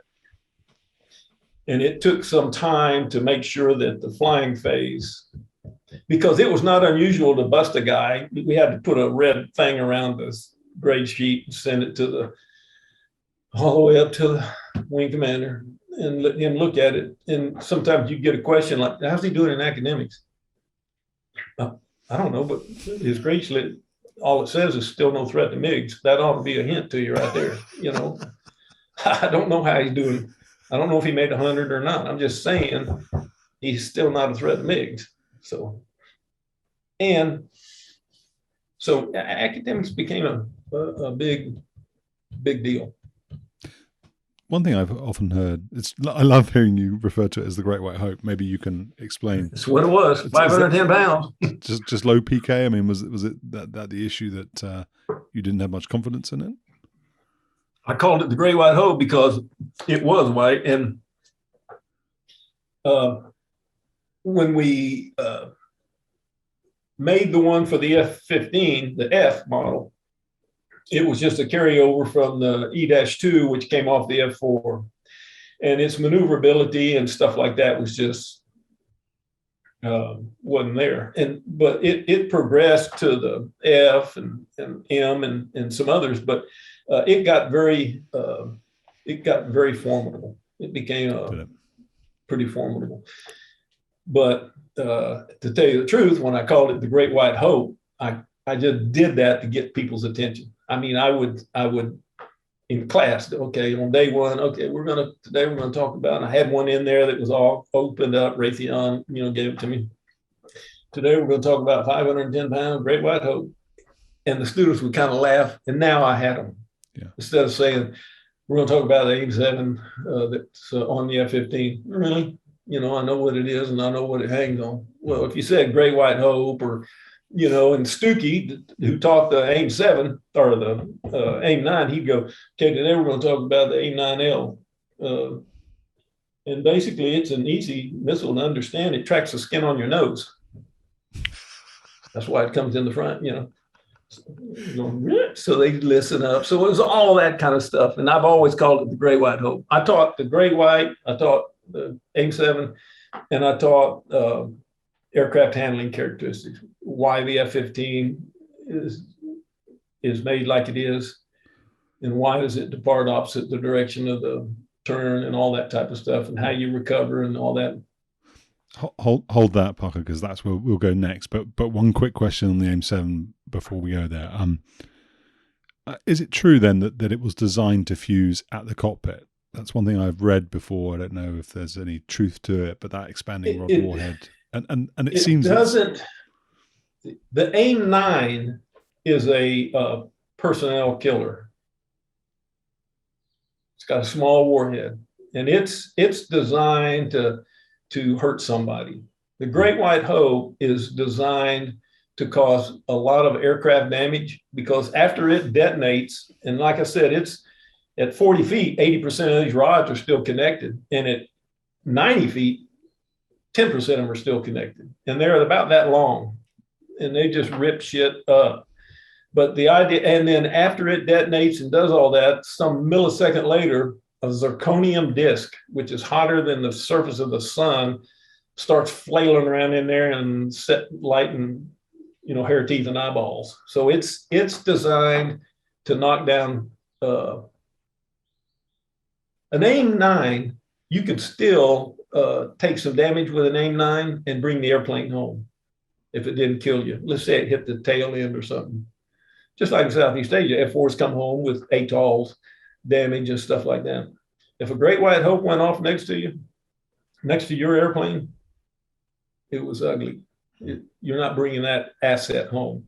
I used to show a tape of a live fire, because in the weapons school, we live fired. Every student live fired AIM-7s, AIM-9s, guns. And so at Point Magoo, but fired a live Great White Hope against a T-38 drone. And it comes in there and this, wow, and you see this thing go off in slow motion. Boom. And the T-38 comes out the other side and all the students are going, oh, look at that. And then it just starts getting longer because it is just cut into pieces. So it goes in, the thing goes off, and then as it comes out, it just goes, it stretches, and you go, what the hell? And it just cuts it into slices. So it's built to knock an airplane down. The AIM-9 is meant to incapacitate it for that particular mission, but you could go home if it didn't detonate to the cockpit. The AIM-9 did guide and try to pull about 20 feet forward of its heat source where you're sitting. Yeah. Great White Hope, it had a forward-looking laser, and it just said, there it is, ready, boom. And so it just would try to go anywhere from the cockpit to the tail end and just slice. So tell us then about the handling characteristics of the F-15. It's interesting you talk about BFM, and again, if anybody's watching who hasn't watched the Sly McGill interview, worth listening to that, because he does a sort of comparison, not really a comparison, but he talks about the difference between that and the Hornet, and he's very complimentary about the Eagle, But what was your, what was advanced handling characteristics? Why does the F-15 have that auto roll that you described? Why is it designed the way it is? Why does it have camber on the wing the way that it does? What would you tell people about it? People need to remember, if you look back at Hornets and F-16s, there were always changes, always modification. The F-15 airframe never changed. The wing on the F-15 is a conically cambered wing. It means that it's thinner in the front and fatter in the back. Okay, so they just took the wing and flipped it over. Used to, the wings are fatter in the front and thinner in the back. And so what they did is they flipped the damn thing over so that the air, as it began to separate on the stall, it hit a fatter spot and it would smooth out. So it gave it the characteristics that it had as a 58,000-pound airplane at combat weight. of being able to be as nimble as anything. Or that was aft core thickening. And it was conically cambered, which meant the wing was straight, and then it gradually tilted as it got to the wingtips. And the reason it would do that was as the angle of attack got more and more and more, the relative air hitting the camber of the wing, as it changed, it would delay the stall so that it wasn't just running off the end of stall. So the airplane, a stall in the F-15, when you pulled up, it never stalled and just, it just, until it pointed down, and then it just started flying again. Now, it had some weird flight characteristics. One of them was auto roll. And I'll tell you, the high rollers all thought the auto roll was a out of control maneuver. It was not an out of control maneuver, because it was a maneuver that you could fly it into and then just fly it out of. It was a prohibitive maneuver, but during the very first sortie of the weapons school student, sometimes he would see what the auto roll looked like and how you got out of it, depending on who he flew with, But what the auto roll was the airplane, and it was in a very small angle of attack realm. It would blank the tail out. The wings, that's why we had two tails, was to try to minimize blanking. If you put one tail, it had to be twice as tall and twice as heavy. So that's why we had two tails, but you could still blank it out with the wings. And the differential stabilizer, based on differential fuel in the internal wings, would start to say, hey, I'm trying to keep you stable here. And it would start to roll. And as soon as it started to roll, the rudders, the yaw damper, instead of using the rudder and the floor, the flight controls would say, oh, this is what he's trying to do. And so it would enter what was called an auto roll. The nose would rotate around 20 degrees, and it would just, it's like a slow auto roll. A slow aileron roll. And it would do it until it accelerated past about 250, 260 knots, and then it would just stop. So you could let go of it, and it'd be fine. But what you didn't want to do was try to roll out of it. The only way they ever spun the F-15 at McDonnell Douglas, and Greg Larson, auto roll it, full aileron opposite the roll, spin. Now, when the F-15 spins, it's ugly. They spun it from 30,000 feet, and the average time for recovery was 10, 12,000 feet. So you spin that sumbitch, where we normally fight, it's going to be a ride and then jump, But because the auto roll could be misinterpreted by somebody who doesn't fly the F-15 and just reads it in a book, he considered it out of control, and we weren't allowed to fly intentional out of control maneuvers, but it was not an out of control maneuver whatsoever. When there was an accident at Langley, and where an airplane was lost due to out of control, and the weapons school grad, but he jumped out of this thing, thank God. He's Tony Mahoney. Oh, really? And so they were going after him hard. They were going after him really hard. And the wing commander, Tony, God bless him, said, when they were talking to him about, what happened, how this happened, he was telling them what he had learned, but it was not in the -1, the aircraft manual. The -1 for aircraft handling was a page and a half. It was shit. So he's telling them what they learned. They're going, that's not.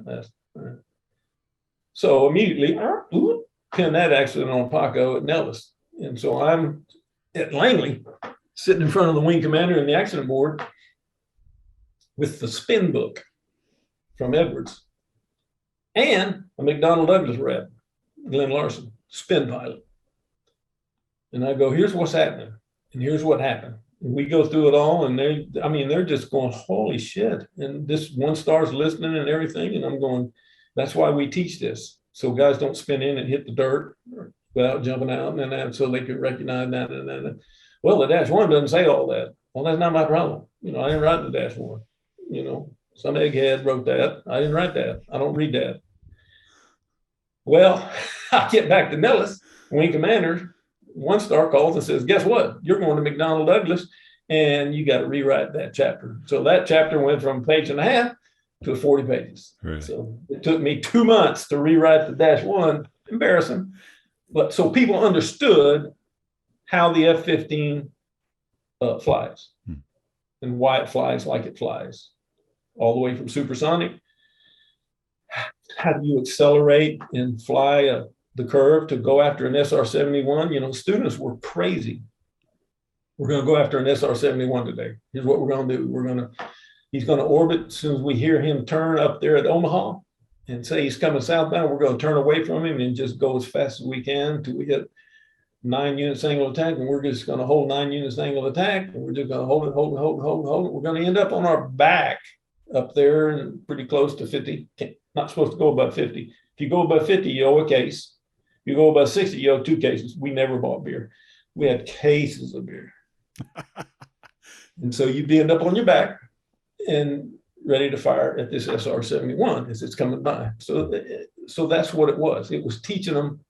And the idea was for them to be able to go back during early on BFM and teach aircraft handling.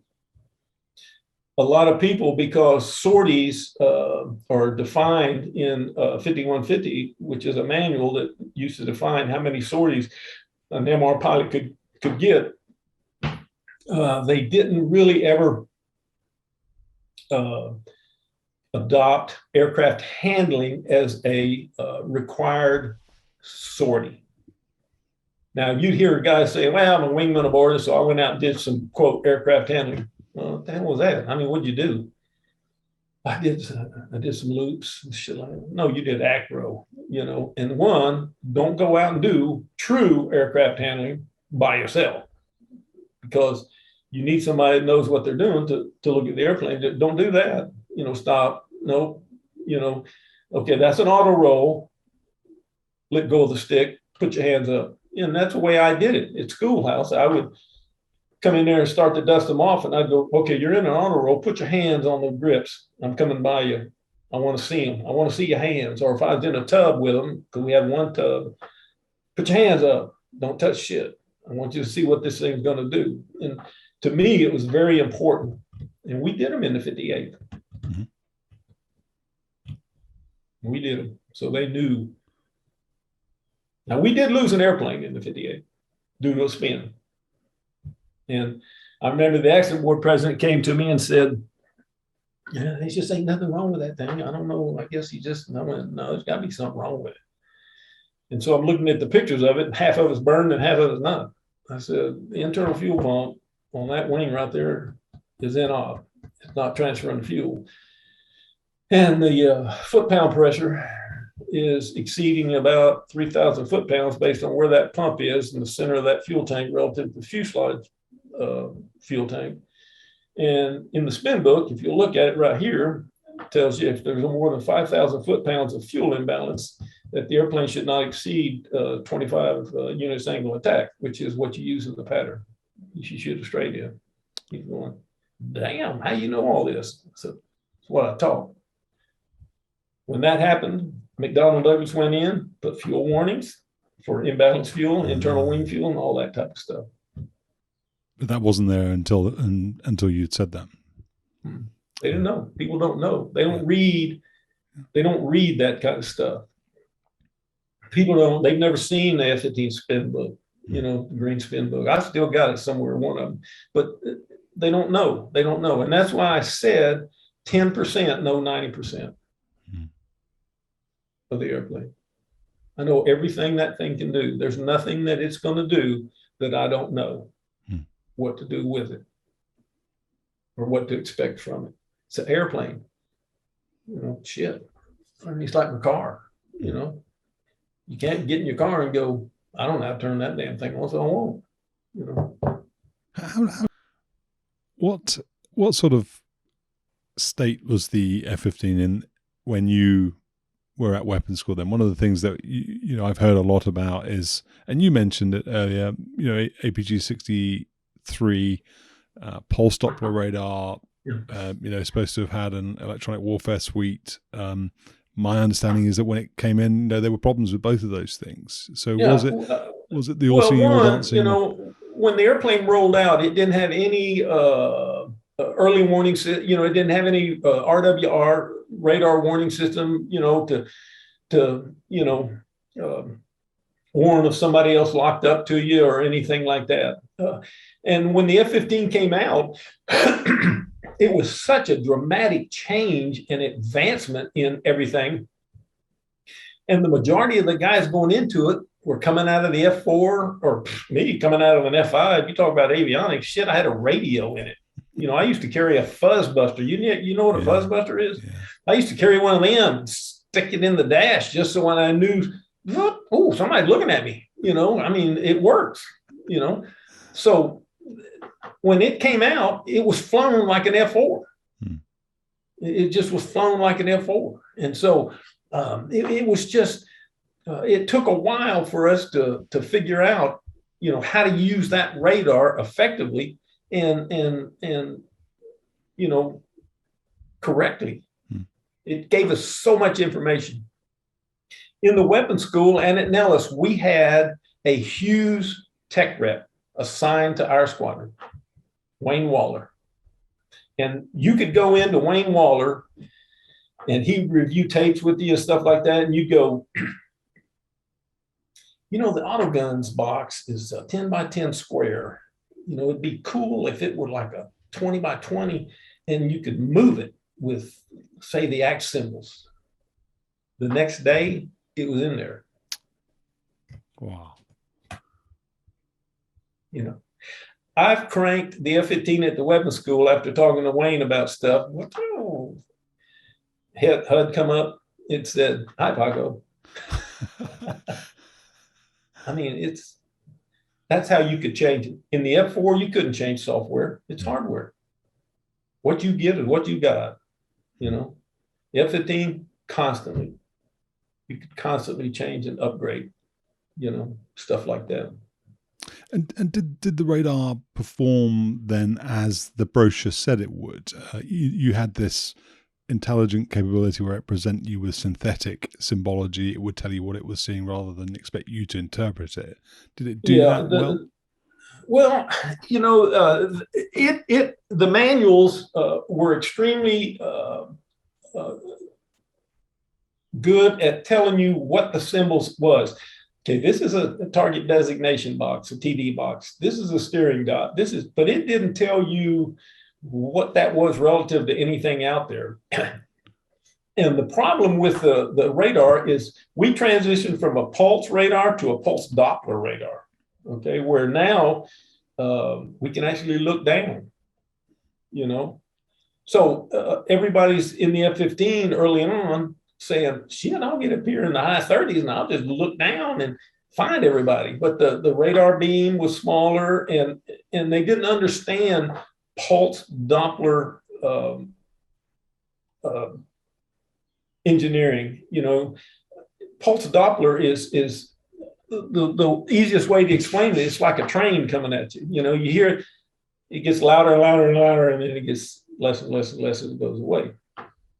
When you're in an F-15 with a pulse Doppler radar, whatever is coming at you at a higher frequency than you're transmitting because it's coming at you. Whatever's going away from you is coming at you at a lower frequency than what you're transmitting in megahertz.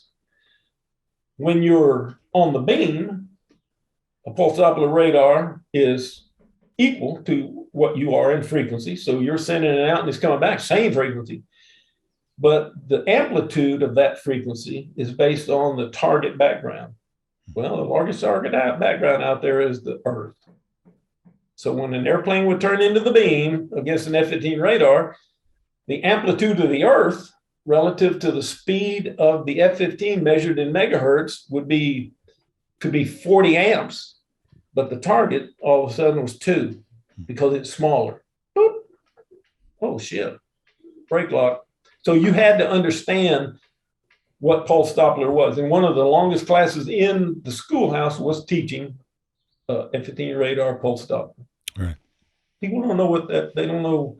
We don't use pulse Doppler anymore, except, but they had to understand what pulse Doppler was and what it's trying to give you, and why the aspect of the intercept was so important relative to the target. So what the radar manuals and stuff, they didn't have a warning in there. It said, warning, if the target goes into the beam, radar will break lock and you'll lose it. Oh, shit, that'd be nice to know. But you had to know through study that's why it did its thing. And how when you saw a target start to go into the beam, oh, shit, I need to either turn away so that I'm looking at it from the ass end, or turn and go the same way so that I'm keeping it from, so I can keep some amplitude relative to the thing. Or starts going into the beam, oh, I'm getting into a screaming ass dive because I need to get rid of the big target that's below me that's got a lot of amplitude. And so really the airplane does have a search capability, look down, shoot down, but it's still, as long as the target's cooperative and coming at you or going away from you, that's fine. But if it starts playing with ground clutter, you need to just get down like a normal F4, get down below it and look at it from above. I'd asked you earlier about then sort of the technological growth, that occurred through the last 50 or 60 years of aircraft development. Then, so was that radar and ultimately the avionics that came into the F-15, once it had matured or was in the process of maturing, was that then representative of a quantum leaping capability? Did you go back to the drawing board and completely revise your tactics? You talking about MSIP F-15s? Yeah, up until the MSIP point, or if you want to talk about post MSIP, yeah. Okay. When MSIP came out, and we got the first one, brand new airplanes, 26 of them. I got 26, and I ended up giving them 25 back because we put one, we lost one. Yeah. Didn't kill nobody, but we lost one. But the MSIP F-15 multi-stage improvement program addressed everything. It addressed early warning radar. It addressed avionics. It addressed weapon systems. And it addressed NCTR, non-cooperative target recognition, and stuff that you can talk about now. But it was a quantum leap when it came out. And I mean, it took me a lot of study, even as the commander, sitting in the vault, looking at this thing, going out. When we first got them, we went out with the guys and we did very basic shit with them, intercepts, very drew out plays. Okay, I want you to do this. I want you to do this. I want you to do this. I want to see what it's doing to learn what this thing was going to do. How does it react to a target in the beam? What's it doing now to do that? How's it affecting the AIM-7 and the shoot philosophy? Believe it or not, Wayne Waller, same guy. He's there in the vault with us going, don't give me a damn shoot cue based on range. Give me a shoot cue based on amplitude comparisons, within 2 amps or whatever. And so it was a constant like that. And so when MSIP came out and we had that's why, like McGill talks about, I'm sure when he came into the squadron, there wasn't nobody in the squadron. They're all in the vault. He can't go in the vault because you had to go through a pretty strenuous security clearance to get your MSIP blessing. Okay, you can come in here. And our briefing rooms were the same way. Big, thick-ass briefing doors. You open up, go in, close them. Then you can go into your briefing rooms. They had lights that flash saying if somebody was in there that wasn't briefed, like a high roller, red light going on, can't talk about what we're doing or, this and that. So That's what came out when we got MSIP, but it took a lot of 7 days a week out there at the squadron, sitting in that vault, studying MSIP. And I'll tell you as a side note, when MSIP came out and AMRAAM and all that was a concept and MSIP was going to support it and some other assets, DR, which was the, they do all the, spy shit, they called and said, we want you to bring 5 F-15s to Andrews.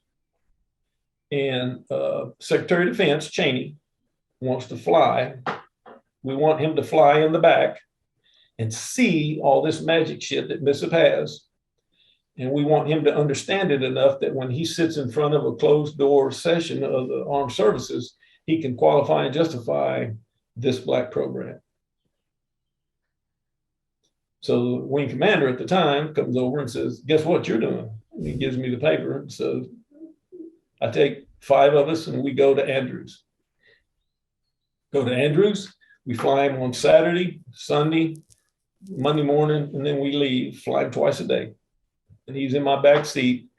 And we did a Dance of the Sugar Plum Fairy scenarios with the other 4. So we'd send them way out over the ocean. They'd come in, and they'd do their this and that. And I could show him track while scan because that was new. And I could show him this and that and give him all the lingo. And then we would sit in the debrief and we'd be debriefing stuff. And he'd go, well, you're using slang words. And so he was learning the slang words and he was learning it was really pretty cool for him to be able to sit down and say, okay, right here, you're cranking, right? You're doing a crank and then you're doing, now twist, this, nah. And so he flew with us to understand what this thing was going to be able to do so that he could qualify getting it for us. And flying him was amazing. He was such a hell of a nice guy. Flew in his blue jeans. Really? Yeah. Took him a flight suit. I said, got you a flight suit. You want to fly? Well, can I fly in this? Well, shit, you own all these. You can fly in whatever. You can fly naked if you want to, dude. I mean, doesn't bother me. But I got to fly in my flight suit. And there's 2 stars running around and shit like that. And I mean, it was really pretty cool. He was really a pretty cool guy. And I can remember one day we're taxiing out and the president's wife was saying goodbye to some Chinese lady or something like that. And he hears me talking on the second radio, not to the ground, but to other bros. I go, ooh, check out to the left. That's the president's wife. And he's going, what are you talking about? I said, that's the president's wife. And he goes, yeah. I said, well, we don't see the president's wife. I'm looking at him in the mirror. I said, so we do that. And day 1, we're coming back. And I said, okay, everybody take your spacing and shit like that. He goes, what are you doing? I said, well, we came in on Friday and beat up the pattern. And I guess we made too much noise. And some 06 came out and just reamed my ass out for, beating up the pattern. He goes, is this how you normally land? I said, no, we come in and make noise in this thing. He goes, make me some noise. So we go in and make a lot of noise. And I'll never forget, we taxi in and stop. He's sitting in the back, kind of sitting down. I climb down the ladder and that guy comes driving up in his car, gets out. He gets out, takes 2 steps towards me and I go, and he looks over and sees him and goes, okay, and never saw him again. But yeah, so when we got the airplanes, you could have easily got them and not just said, oh, it's another F-15. Oh, it was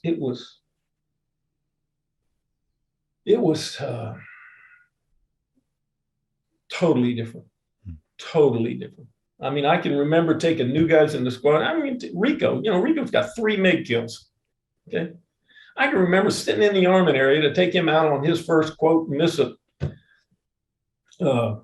sortie, easy sortie. And I remember sitting in the armament area looking over at him and he's like this,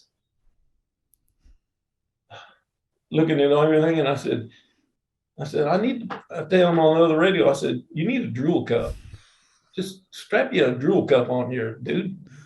I said, you're ready for this. Let's just go do it. You'll learn it. I said, two B boards with shit written all over them. I said, it'll be fine. But study. Don't just think you're going to fly 1.2 hours a day, 3 or 4 times a week, and know what to do with this thing. It ain't going to work. It ain't going to work. Could you have done? And little did I know that, in August, when they go over there, that they're going to need to use it like it's supposed to be used, and it worked 100%. That was the question I was going to ask. Could you have done the same thing, or could your guys have done the same thing in the Gulf with a regular airplane? Yeah. Oh yeah. No, I think so. There were certain, like they may not have been able to carry the AMRAAM or something else or whatever, but they could have. It may not have been as sweet or as many. There may have been some that got away or whatever, but having the ability to be as close to AWACS and what they could augment AWACS with what they're looking at and everything. Oh yeah, yeah, they could have. My guys could have, but I knew with MSIP, I mean, when I left, that trophy thing I left in the bar, when the 58th closed, they auctioned off a lot of stuff, but they kept that. And it's still, now it's in the new 58. Tell that story, because I'm not sure that was ever broadcast. When I left the 58th, we had a great party and everything, but when I left, I had like a little small liquor cabinet made, multi-stage liquor cabinet, had a glass door on it. It was glass, and and it had a felt thing in it, and it had a bottle of Russian vodka in it. And you close it and you lock it, and it had a plaque inside it. What it said was, to the first gorilla to kill a MiG. So I give it to them. They're all happy, and we're hooting and hollering, because it's in April. They don't know, 4 months later, they're going to be, living in the world's largest, kitty litter box in the world, so there they go. And so JB gets his kill, and I'm listening to him. I listened to everything they did while I was in Iceland up at the Navy secure location. And when they came home, and then I came home, we had they called for an informal get together at the Gorilla Bar. And so we go out there, and JB, and so he got to open it up, and we all got to drink out of it and everything. And then they replenished it. So now it's still nice. It's in the F-35 Lightning II squadron. Very nice. Yeah. Before we, I want to talk a little bit then about your philosophy as you came into the squadron and the things you did. We've leapt ahead a little bit, which is fine. There were a couple of things I was going to ask you about. So one of them, you mentioned the secrecy behind MSIP, and Sly told me a pretty funny story, which related to that. And it was, we weren't recording, and he said, to everybody who's listening, originally we were going to do this as a panel. So Paco and Sly were going to, sort of have this conversation together, and I was just going to sort of sit and listen, but we didn't manage to make that work for various reasons. But I do want to ask you about this. So Sly had told me that at Red Flags, I don't want to tell the story, because do you know what he's talking about? So this is hiding behind the secrecy of MSIP. Can you tell the story? Yeah, there are two things that happened that are memorable at Red Flag. When we went to Red Flag on one of the MSIP, and we went a lot, and we decided on one of the Red Flags, it was a big one, that we wanted to take the full capability of MSIP. So they had to go to Nellis and build some extremely faulted areas, because our tapes, nobody was allowed to look at them. We had crew chiefs that weren't allowed. If we had radar problems, you had to have a certain line badge to even come up and look in the cockpit. Oh, really? Yeah. So we go to Nellis, and we got everything all set up, and we go out on a MSIP hop that particular day.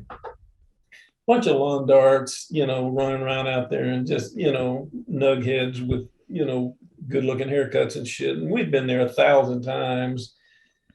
And we go out there, and it was just, with the MSIP, we had so much situational awareness, come on.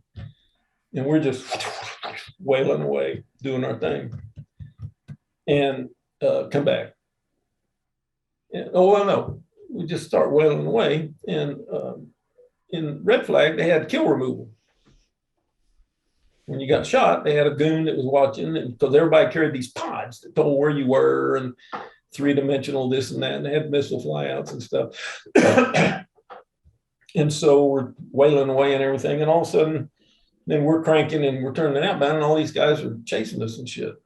And I'm going, I just don't need this high school shit. And so I just keyed the mic and I said, all the F-16s are dead. End of discussion. There's like 14 of them out there. Because I have 4 of my MSIP guys with me. I said, all 16 of these assholes, they're gone. They're dead. I'm not playing no more. So we go. And so when we go to the debrief, because of what the MSIP could do, the debrief doesn't show missile fly out. It just shows us where we are and all the F-16. Then it shows us doing a big pump out, and then me making the call. This guy goes,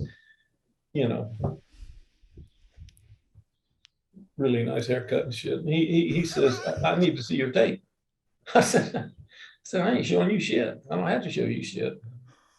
I said, but just be happy you're on our side, because you're dead. You have no clue. You have no clue what we do. I mean, it's beyond your comprehension. So just leave it alone. So when Sly tells that story, he says, "But so you say to the guy, well, you've got no idea what we can do," and the guy goes, "Yeah, but we were behind you." Yeah, but you were dead. Yeah, they had no concept, and it was hard because Red Flag, they were very few. Joe Bob and some of them knew why we were there. TAC knew why we were there and what we were doing. And what the tapes were, being evaluated and being used to tweak and everything, Hughes and everybody. But one of the other stories was we went out there again. We were there a lot, and I'm watching my guys out there on a Red Flag hop, half-ass. I listened to the brief, bullshit brief. Yeah, I'm in a 58th, what the hell, yeah. Let's go out here and we'll do some shit. And we'll do, half-ass. They go out half-ass. I mean, it just sucked. Embarrassed me. And so I come back in the ready room there, and they're talking and saying, well, we could have done better and everything. I kick the door closed and I go,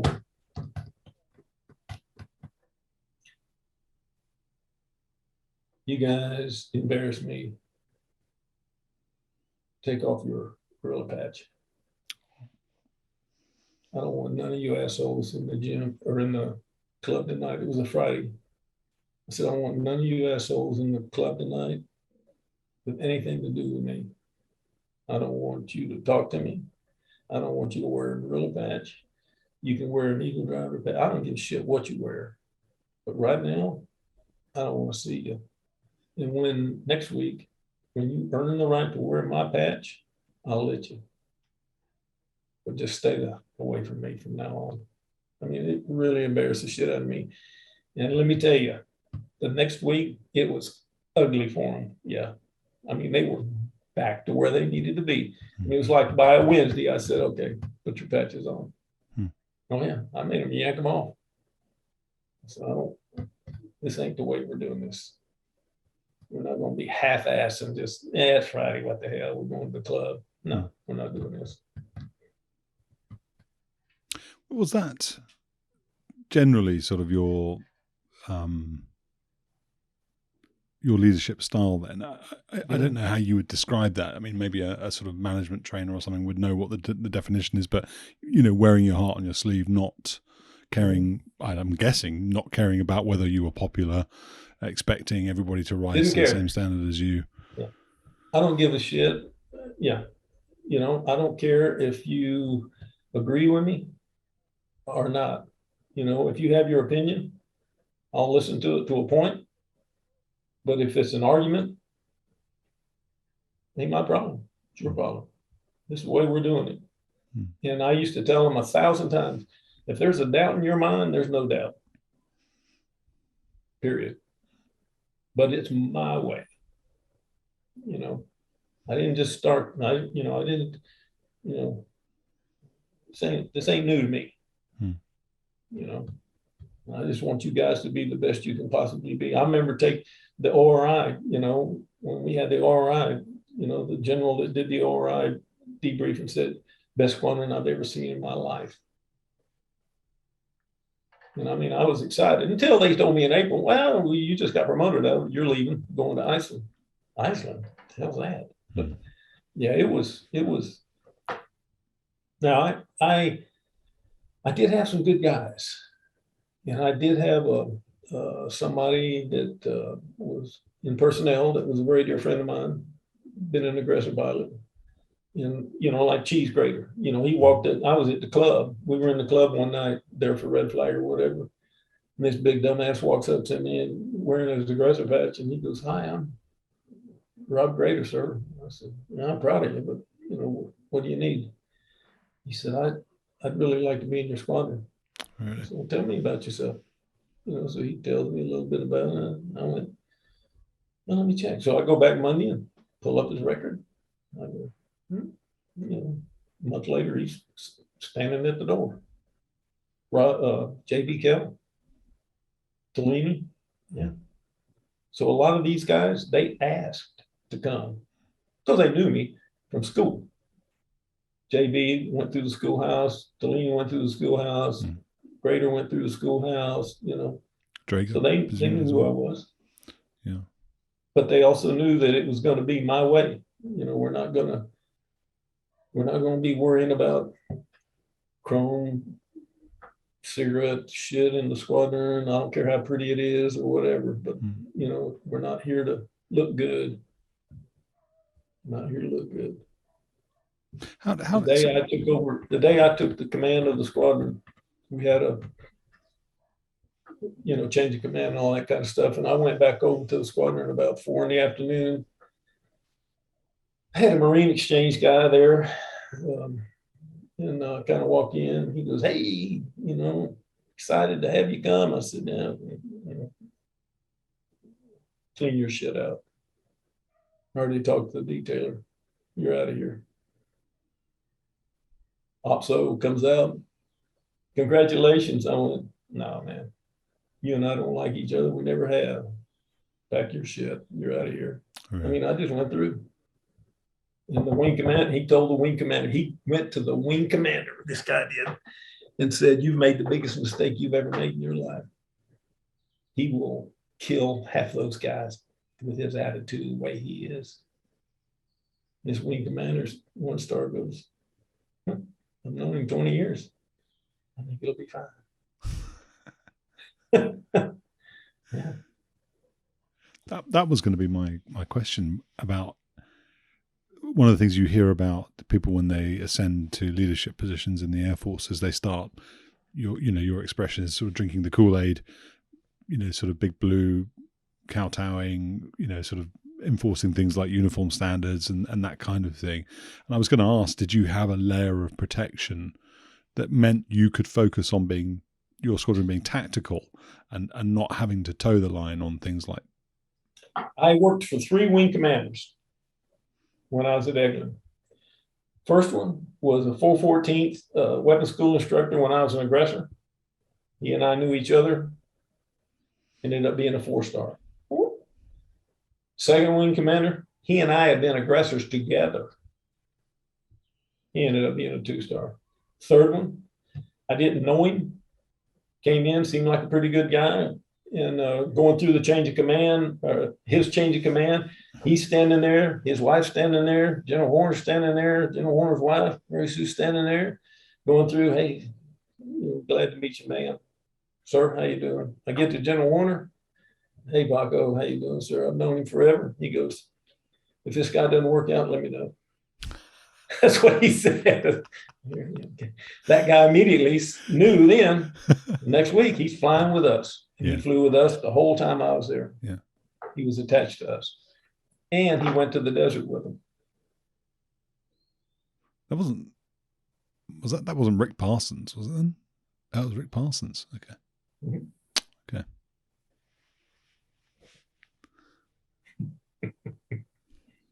So I did have some top cover. And don't forget, I never did a staff tour. Yeah. So you stayed in the cockpit the whole time. I mean, we've missed out the fact you were flying the MiG-21 for 500 sorties, but that's I'll put a link up here and people can I did lose a year in the cockpit because I had to go to Air War College. Okay. They sent me to Air War College. And that was a real quick, that was just a disaster. I mean, 210 of us, I graduated 210, which is fine. I could care less. But I'm sitting there. There are 10 seminar classes of 20 guys. I'm sitting in a seminar with 20 other guys. There's an Army guy over here, a couple anchor clankers and this and that. And there's an F-15 guy that I knew sitting here with me. And I'm looking around, and my instructor for Air War College, female, I don't know what she did, historian or something. She's our instructor. And so we go around the table, introduce ourselves on day one. Tell us who you are, what you do, and what command you came from. So then my turn. I'm Paco Geisler, Tactical Air Command, F-15 pilot. And I sit down and she goes, and you can tell he's from Tactical Air Command because his hair is out of limits. Shit's in my handbasket right off the bat, day one. And I'm going, I don't say anything, but I'm going, one, I don't want to be here. And two, what is this? So next F-15 guy, it's a female sitting here to my left. The 2-star comes in to welcome us. He goes to each seminar. The 2-star had been my squadron commander previously, but now he's a 2-star. He comes in. Everybody stands up, and we all sit down. He goes, looks around, he goes, Paco Geisler, how you doing? I said, I'm doing all right, sir. How about yourself? Looks like you're doing pretty good. He was a 2-star. I said, looks like you're hanging in there. And he goes, yeah, I'm doing pretty good. And he tells the class, he goes, I know this guy right here. He can be a problem, but he's a good guy. And then he goes into his speech. He says, welcome to the Air War College, and he says, this is where we groom the next Chief of Staff of the Air Force. My hand goes up. And I can see in his face, like, just leave it alone. My hand goes up. He goes, oh, gosh, you have a question? I said, yes, sir, I do. I said, I'm perplexed here. I said, next Chief of Staff of the Air Force, she's a CBPO personnel officer, and he's a chaplain. When was our last Chief of Staff a chaplain or a CBP? He says, let's walk outside. So we walk outside, and he goes, here's the way this is going to work. 1 year, don't talk. I don't care what your grades are. I don't care, I'm not going to throw you out.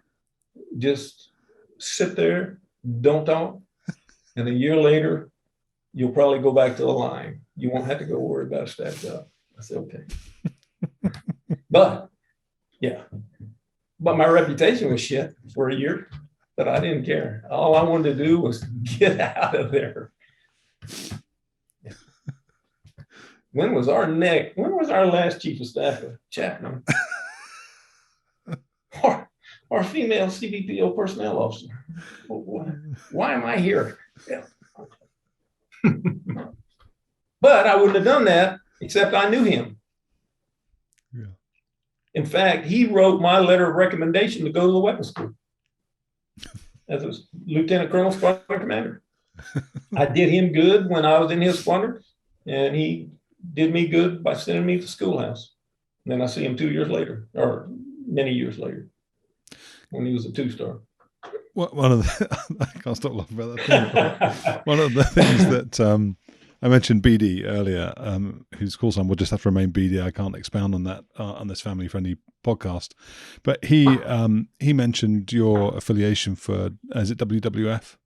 Oh, WWE, WWE. Oh, yeah. Sorry, not WWF. That's the World Wildlife Fund. But WWE, and I just want to get this in before before I forget.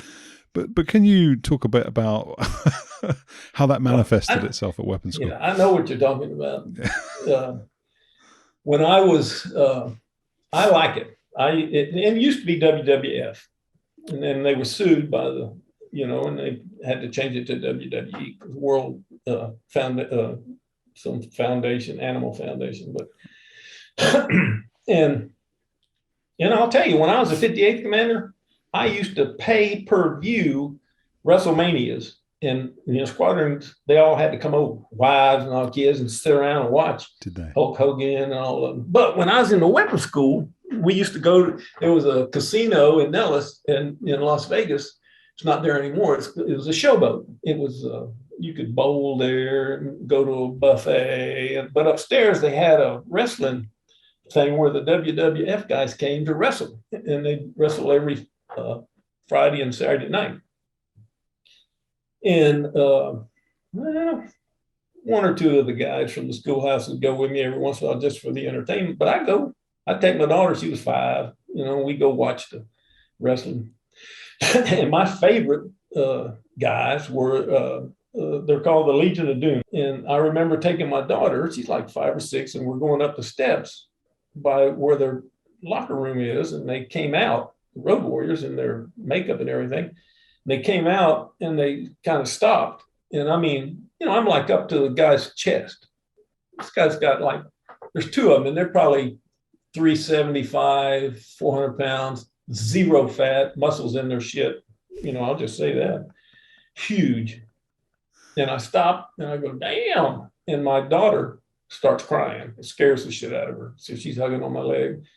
And I go, holy crap. And I said, I love watching you guys and this and that. And then they're friendly. They talk. Their manager comes out and they go to the ring. And they do their thing. I go a couple of more nights and I see a couple more weeks and I see their manager, and I pull him to the side and I tell him who I am. I said, this is my name. That doesn't mean nothing to you. And this is what I do. That doesn't mean a whole lot to you. But what I'd like, every Friday at the Nellis Air Force Base at the weapons school, we have VIPs come out. We get rides in the F-15, and they pass out tickets to their shows and stuff. I've flown Dean Martin, some of these guys. And I said, I would love for you guys, Road Warriors, to come visit my squadron. I said, we can't fly them because they weigh too much. They're too damn big. It just try to eject it, just set fire to their boots. They wouldn't go anywhere in the airplane. And so he talked for a little bit, and he said, you know what? Let me see what I can do. So he gets hold of me, and he says, it's like on a Thursday. And he says, you can come out tomorrow. I said, all right, come on out. When you get to the gate and the cops are looking at you, they're not going to know what to think, but just call me. And so I drive down there, and Animal and Hawk, that's their names. And so I go down there, I pick them up. We go to the squadron. Morning fly is over, and the way we did VIP days, in the afternoons, we'd show tapes and have a keg of beer and take them out on the flight line and take them on a ride. And it was just a total waste of time, except it was good for public, PR. So I bring the road, I walk in the squadron.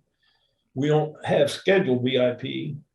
And I walk in the squadron, and these 2 guys walk in behind me, and my ops officer goes, holy shit, who are these guys? Because they don't know, none of them know anything about wrestling. They know I go, but they don't go.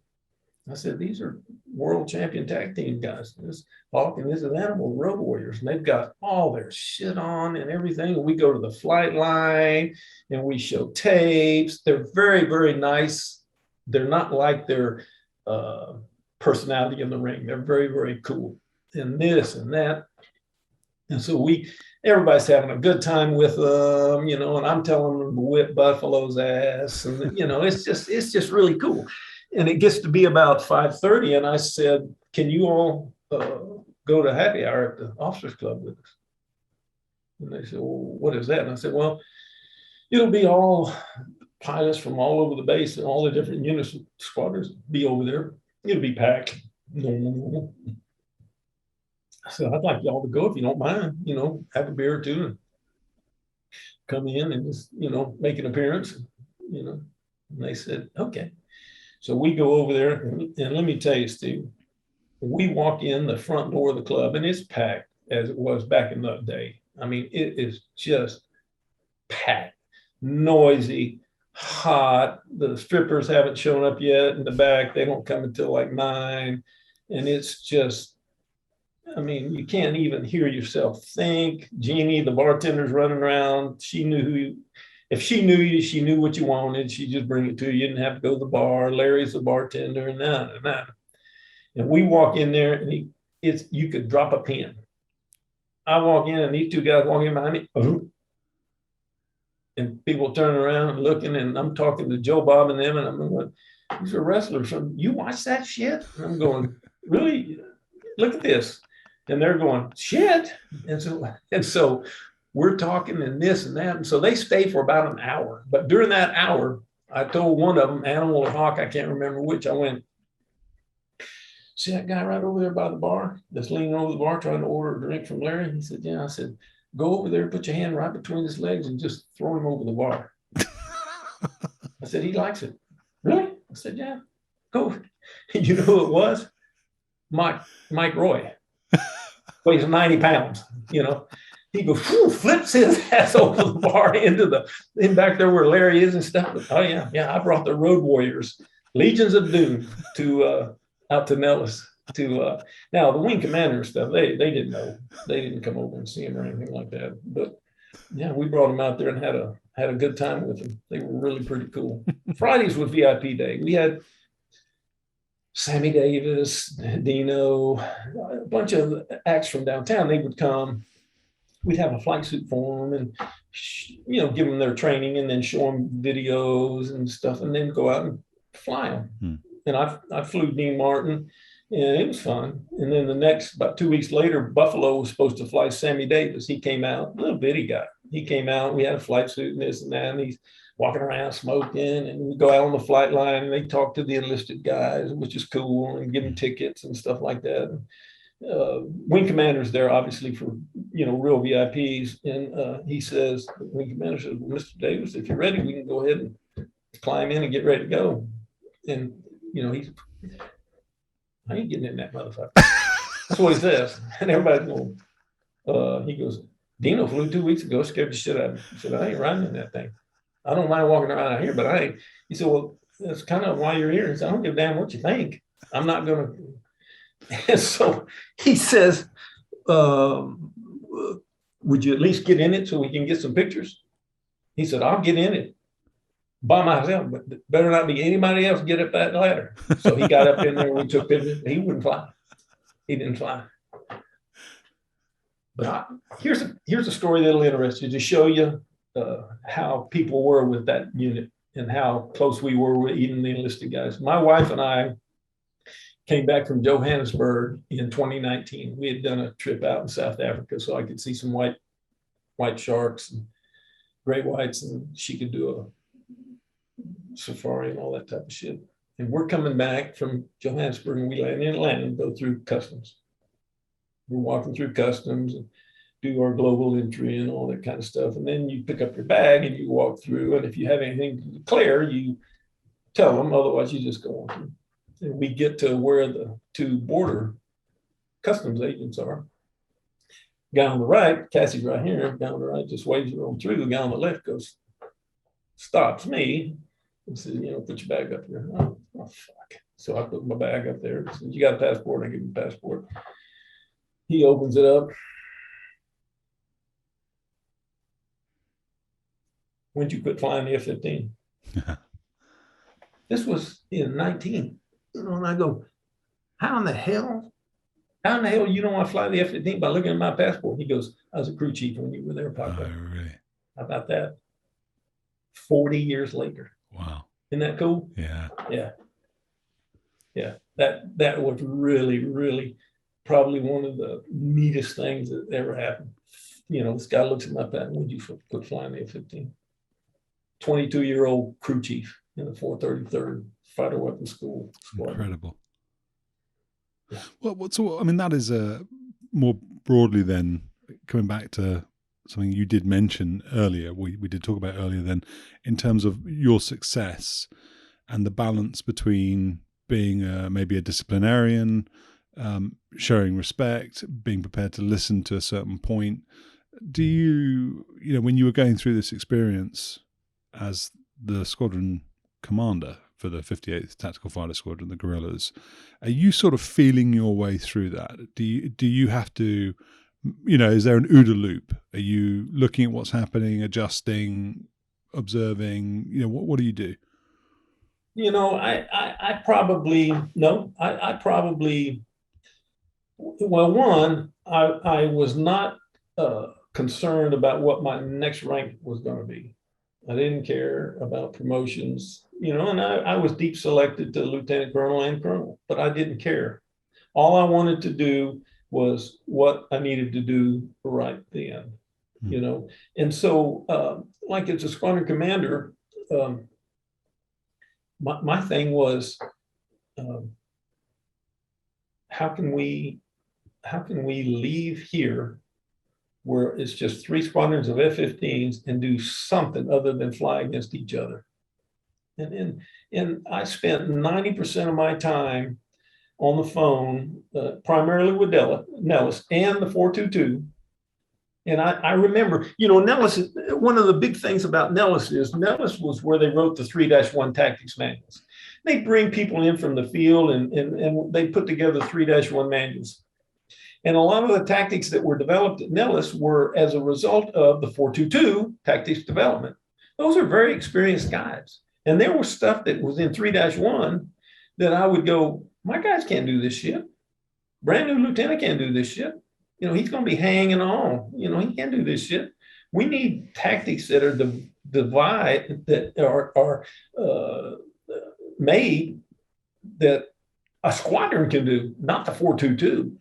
And so Dick Van Holzer was the squadron commander. And I can remember talking to him and General Jumper going, when you're going to do tactics development for the F-15, I'm willing to offer up my MSIP F-15s and bring them out and let you use them with half of us on the team. You got half your 422 guys. The rest of them are my guys. And I bring not just me, not just Cheese, not just Alini, but I'm going to bring lieutenants.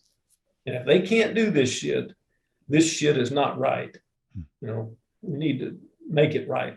And so I spent a lot of time doing that. And it gets expensive, but you can split, you know, money. How much money can you come up with? TAC can come up with, you know. And so probably 90% of my time was spent doing that.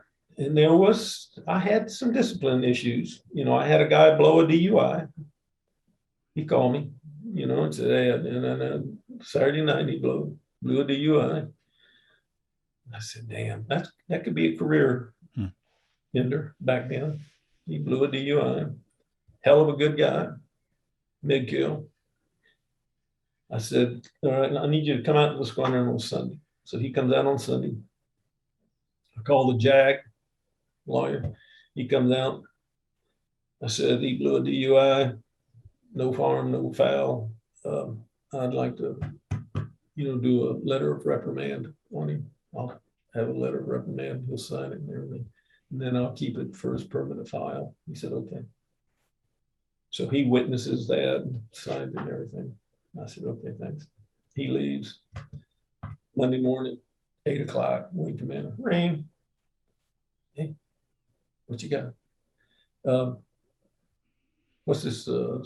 Looking at the blotter, so-and-so blew a DUI. guess we need to get Article 15 ready. And I went, oh, shit. Really? He said, yeah. I said, crap. I wrote him a letter of reprimand. He goes, when? I said, yesterday with the lawyer. I don't think we can do 2 different levels. He goes, next time you call me. He said, but you're getting away with this one. So I did not mind taking care of them as long as they were worthy of getting taken care of. You know, I didn't want McGill. Didn't you? No. When I took over the squadron and got rid of the Marine that was there, he was worthless as hell. I knew him because I was in another squadron. I knew who he was. I knew what he was. He was worthless as hell. And I got rid of him, and I called the detailer, Marine detailer, and I said, get this son of a bitch out of here and by tomorrow. And so he said, he'll be gone. And so he said, you know, we need to set up his replacement. I said, I don't need a Marine flying some goddamn Hornet coming in here telling me shit about how to employ the F-15. If they want to learn about the F-15, I'll go brief them at El Toro or whatever they want to, but I don't need them. I don't need a damn Marine taking up my sorties in my space. So you can put him in one of the other 2 squadrons. You slam him upstairs or downstairs. I don't really give a shit, you know, where you want to put him. And he said, well, okay, I'll pass that along. So he passes that along to his, gets all the way up to his Marine 2-star that comes to my 1-star wing commander, who comes to me and says, that ain't your decision. A Marine has always been assigned to the 58th building. That's the way it is. I said, what does it make a shit? Why does it make a shit where he is? Put him in one of the other 2 F-15 squadrons. Why does he have to be in mine? You know, with MSIP and shit. They don't have MSIP. He said, it's above your pay grade. I said, whatever.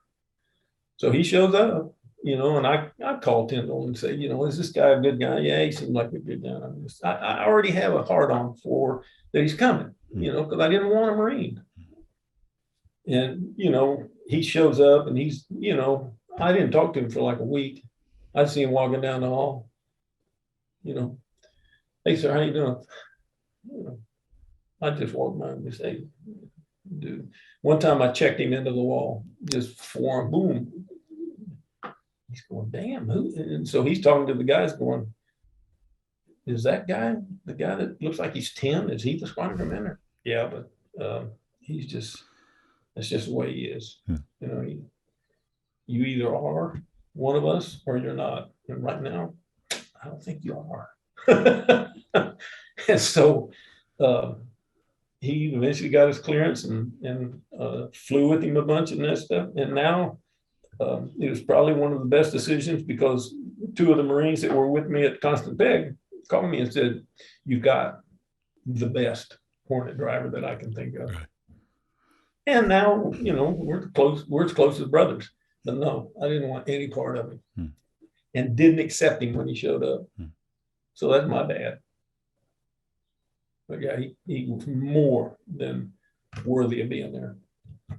Can you give an example? It's interesting to hear you saying, you know, about Lipspan, Holzer and John Jumper saying to them, look, no, it's too complex. I'll bring, you know, my airplanes. You can have some of my guys. But can you give an example of what would be too complicated for? I'm not asking you to share anything classified, but can you give an example of a tactic that's too complex for a new wingman?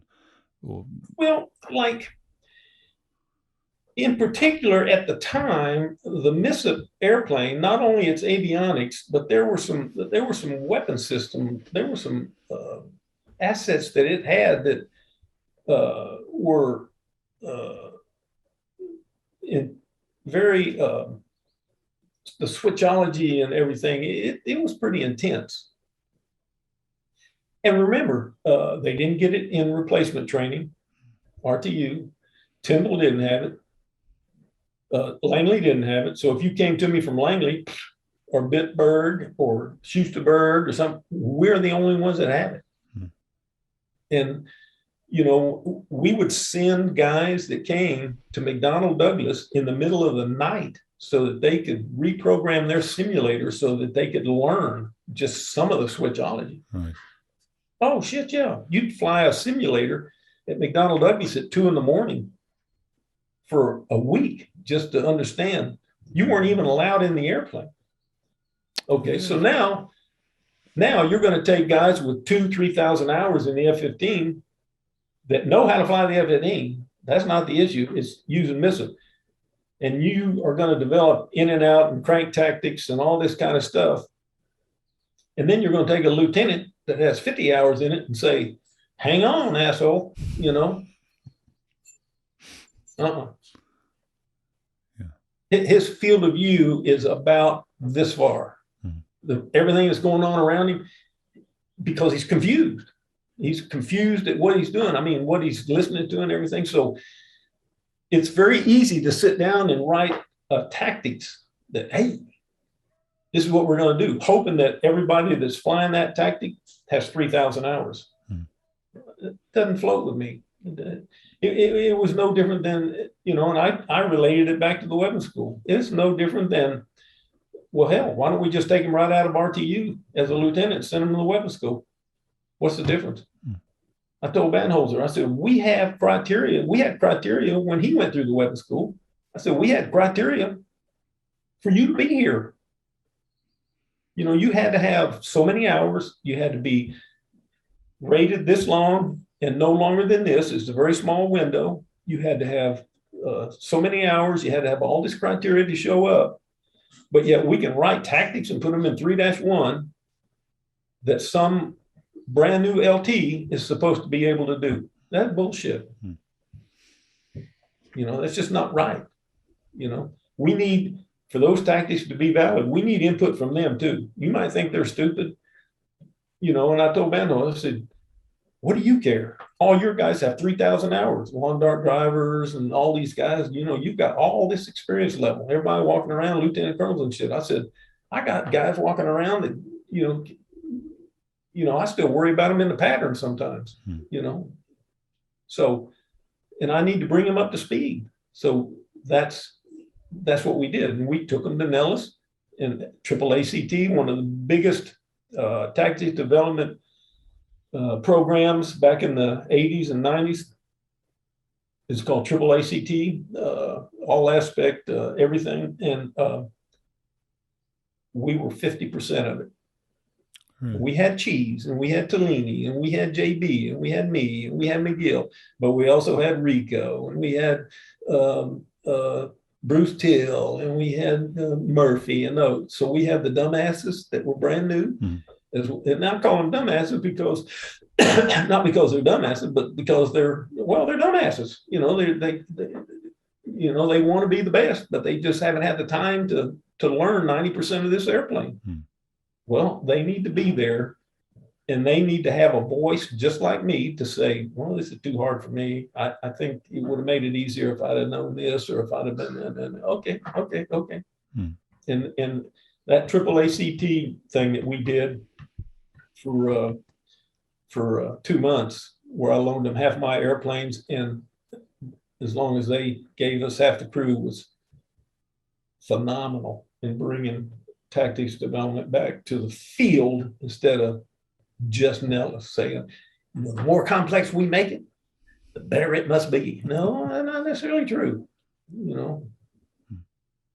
And for me, you know, when I walk into a squadron, I had to go, you know, shit, I'm not sure these guys could do this stuff. And that's what they need. And so that's what we did this AAACT all altitudes thing. And I mean, it was intense.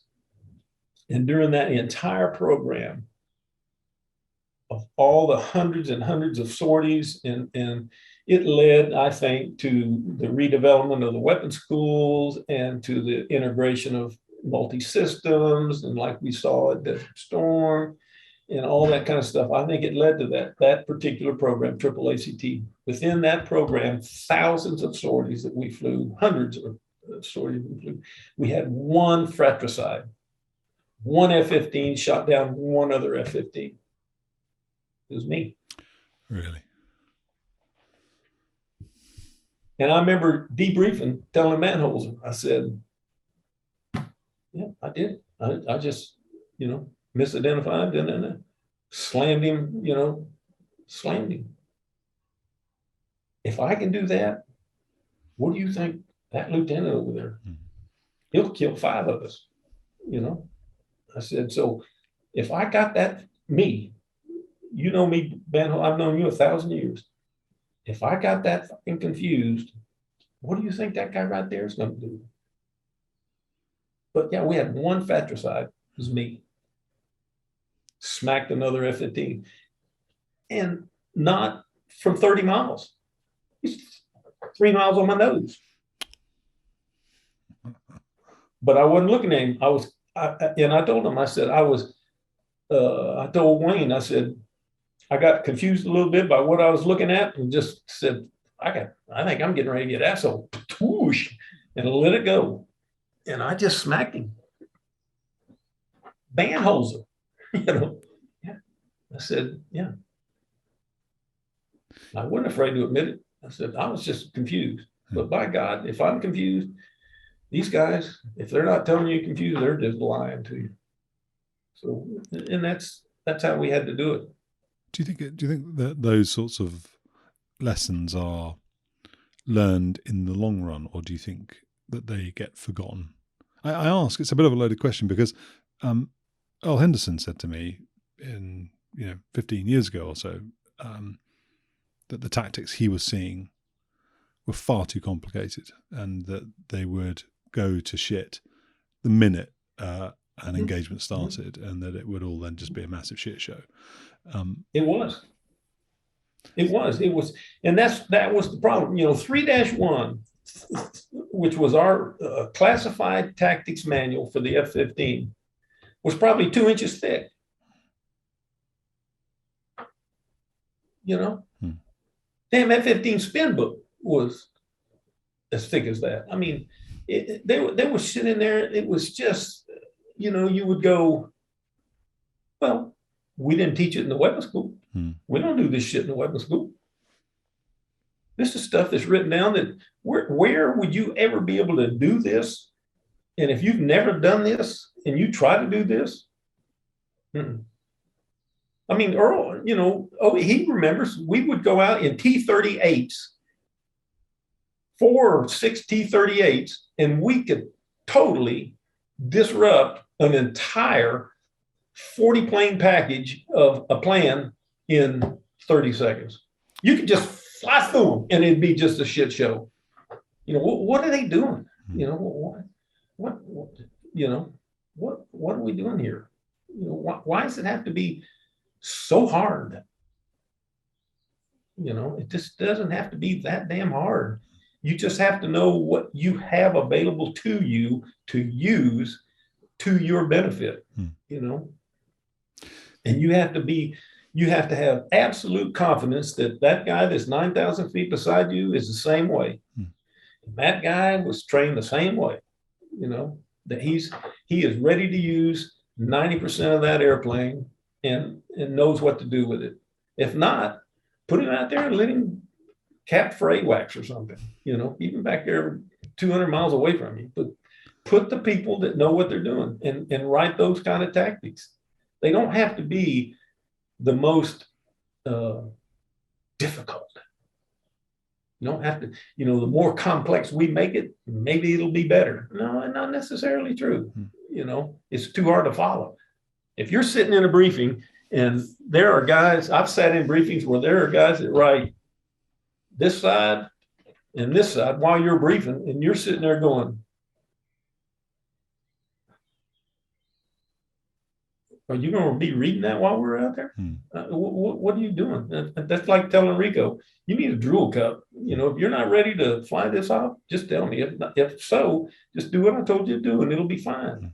But you can't write this game plan. People need to know this game plan because they're flying the F-15, and this is what the F-15 does. This is how we do it. Did you see? Damn. So you said that you had reviewed you were watching what the guys were doing when they were out there, and in January 17th, 91. That was when JB got the first kill. But did you see that simplification? Did you see those sorts of smarts and that maturity coming through then in the way they were operating? I can remember listening to one of them, and that it may have been the first night or maybe the second day or something. But I can remember listening and going, shit, this is easier than red flag. It's just that there's no kill removal. Kill removal is going to be, it's going to be kill, you know? I mean, it was so smooth. They're pumping, they've got their cat. I mean, it was just the calm. I mean, it was like, this is Christmas, you know, please put up more airplanes for them, because they're all going to be fighting over these guys, you know, give them some more. Yeah. This, you know, what scared you was this could get so easy that somebody could get hurt. And, you know, like Rico, when you talk to Rico, you know, his first kill was, you know, he got drug into badass shit, and then he got out of it, and so then he was able to, you know, chase a guy into the ground, but I'm, you know, bad spot about him. And he's the first to kind of tell you that, damn, this could have been easy enough that I could have hurt myself. You know, this was not that hard. I just made wrong decisions, but he learned from it. You know, same thing with Chuck. You know, they were worried about this and that, this and that. Oh, turning around. How many are out there? This and that, and this and that. Oh, wing going over the top of me. I can expect that because of what the sort responsibility was. Yeah, he's ready. I mean, yeah, you can make it too difficult, but I think once it settled down, you know, Opie Denny with his 2 kills, or Cheese with his, you know, it was just, yeah, it was a little more difficult than, you know, somebody said that, I can't remember who told me, I think it was a guy from Langley told me that one of the pre-briefs that they got before the war even started, between August and January, one of the pre-briefs from some academician or somebody who came over there and talked to him said, our analysis tells us that we will probably lose half of our fighters. And this friend of mine from Langley, been in the weapon school with me, he goes, kind of looks to the right and left and goes, damn, sucks for you 2 guys. Because we ain't losing half this shit. It's just not going to be, you know. Yeah. I mean, if I'd have sat there and listened to somebody tell me we're going to lose half of these, I'd have thrown the bullshit flag and said, no, it's just not going to be. Well, why would you instill that before we even go? Nothing. There's nothing in my career that has told me that I'm going to lose anything out there. You have not proven anything to me that I'm going to lose this fight. That's why I said early on, my thing was, when I lay down and dream and stuff like that, or wish that I was over there, you know, when they went, I wished I could have been there with them, even if I had just been there to see them when they came back. But if I'd have got to fly, you know, my thing would have been, I will guarantee you that I'd have gone out there with the mindset, I'm going to gun one of these motherfuckers. Period. You know, early on, yeah, I'll use my great whites or whatever we're doing out there, but if I'm comfortable, I'm going to smack one of these. I mean, I just felt that way. It was interesting. You know, you were candid about how it made you feel that you weren't able to do those. And Sly said to me, he'd never heard you say that before. That was no. Yeah. In fact, I didn't even really say it when I went back and we had our little get together. You know, I was very happy for them and proud for them, and they have, over the years, they are constantly inviting me to come to a reunion or this and that. And I got something to do. And it was when I said that McGill one that you're talking about called me one day and goes, yeah, I understand now. I said, yeah, that was you all. That wasn't me. You might think that it was me. I wasn't there. I was gone. You know, it'd be like Aaron Rodgers winning a game saying, damn, I sure do like previous coach. It's not the coach. I was gone. The day I left, I told Chuck, I said, the day I left, I left. Yeah. I'm history. But you were, I mean, one of the things that was curious, we were emailing back and forth. This is as usual, mostly because of my timelines. It's taken a few months to happen. We've been talking about this since the beginning of the year. But one of the things you'd said in your email was, I think when you took charge of the squadron, and you were doing this with them, and you were working with them, you were going to get fired, or you were going to fail, or maybe you were going to be a success, and then the outcome, of course, their performance out in the desert vindicated your approach. So there must be some sense.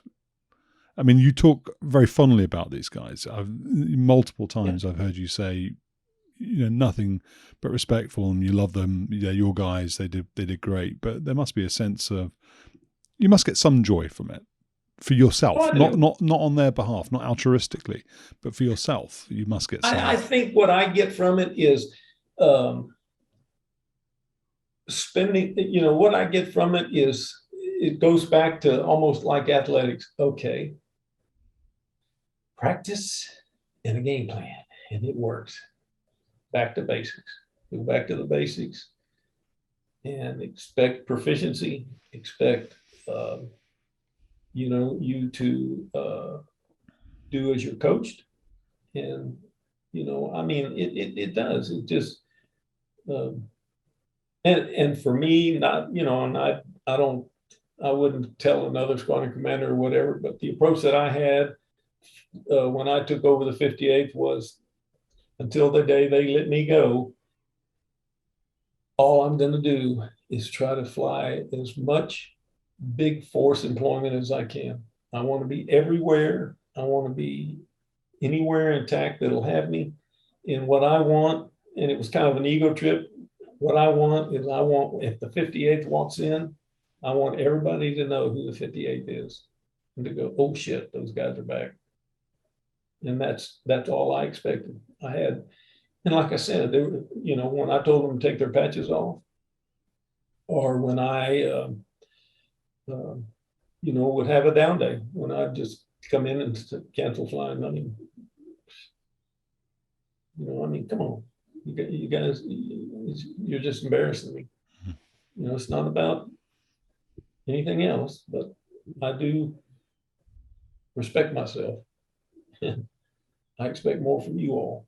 So if you're not going to respect yourself, and you just want to half-ass it and go upstairs or go over there, but don't walk around in the 58 thinking that you can just float while you're over here, because I'll have you reassigned. I'll send you somewhere.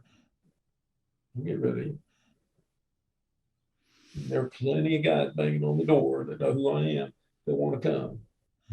And I'll be more than happy to have them come.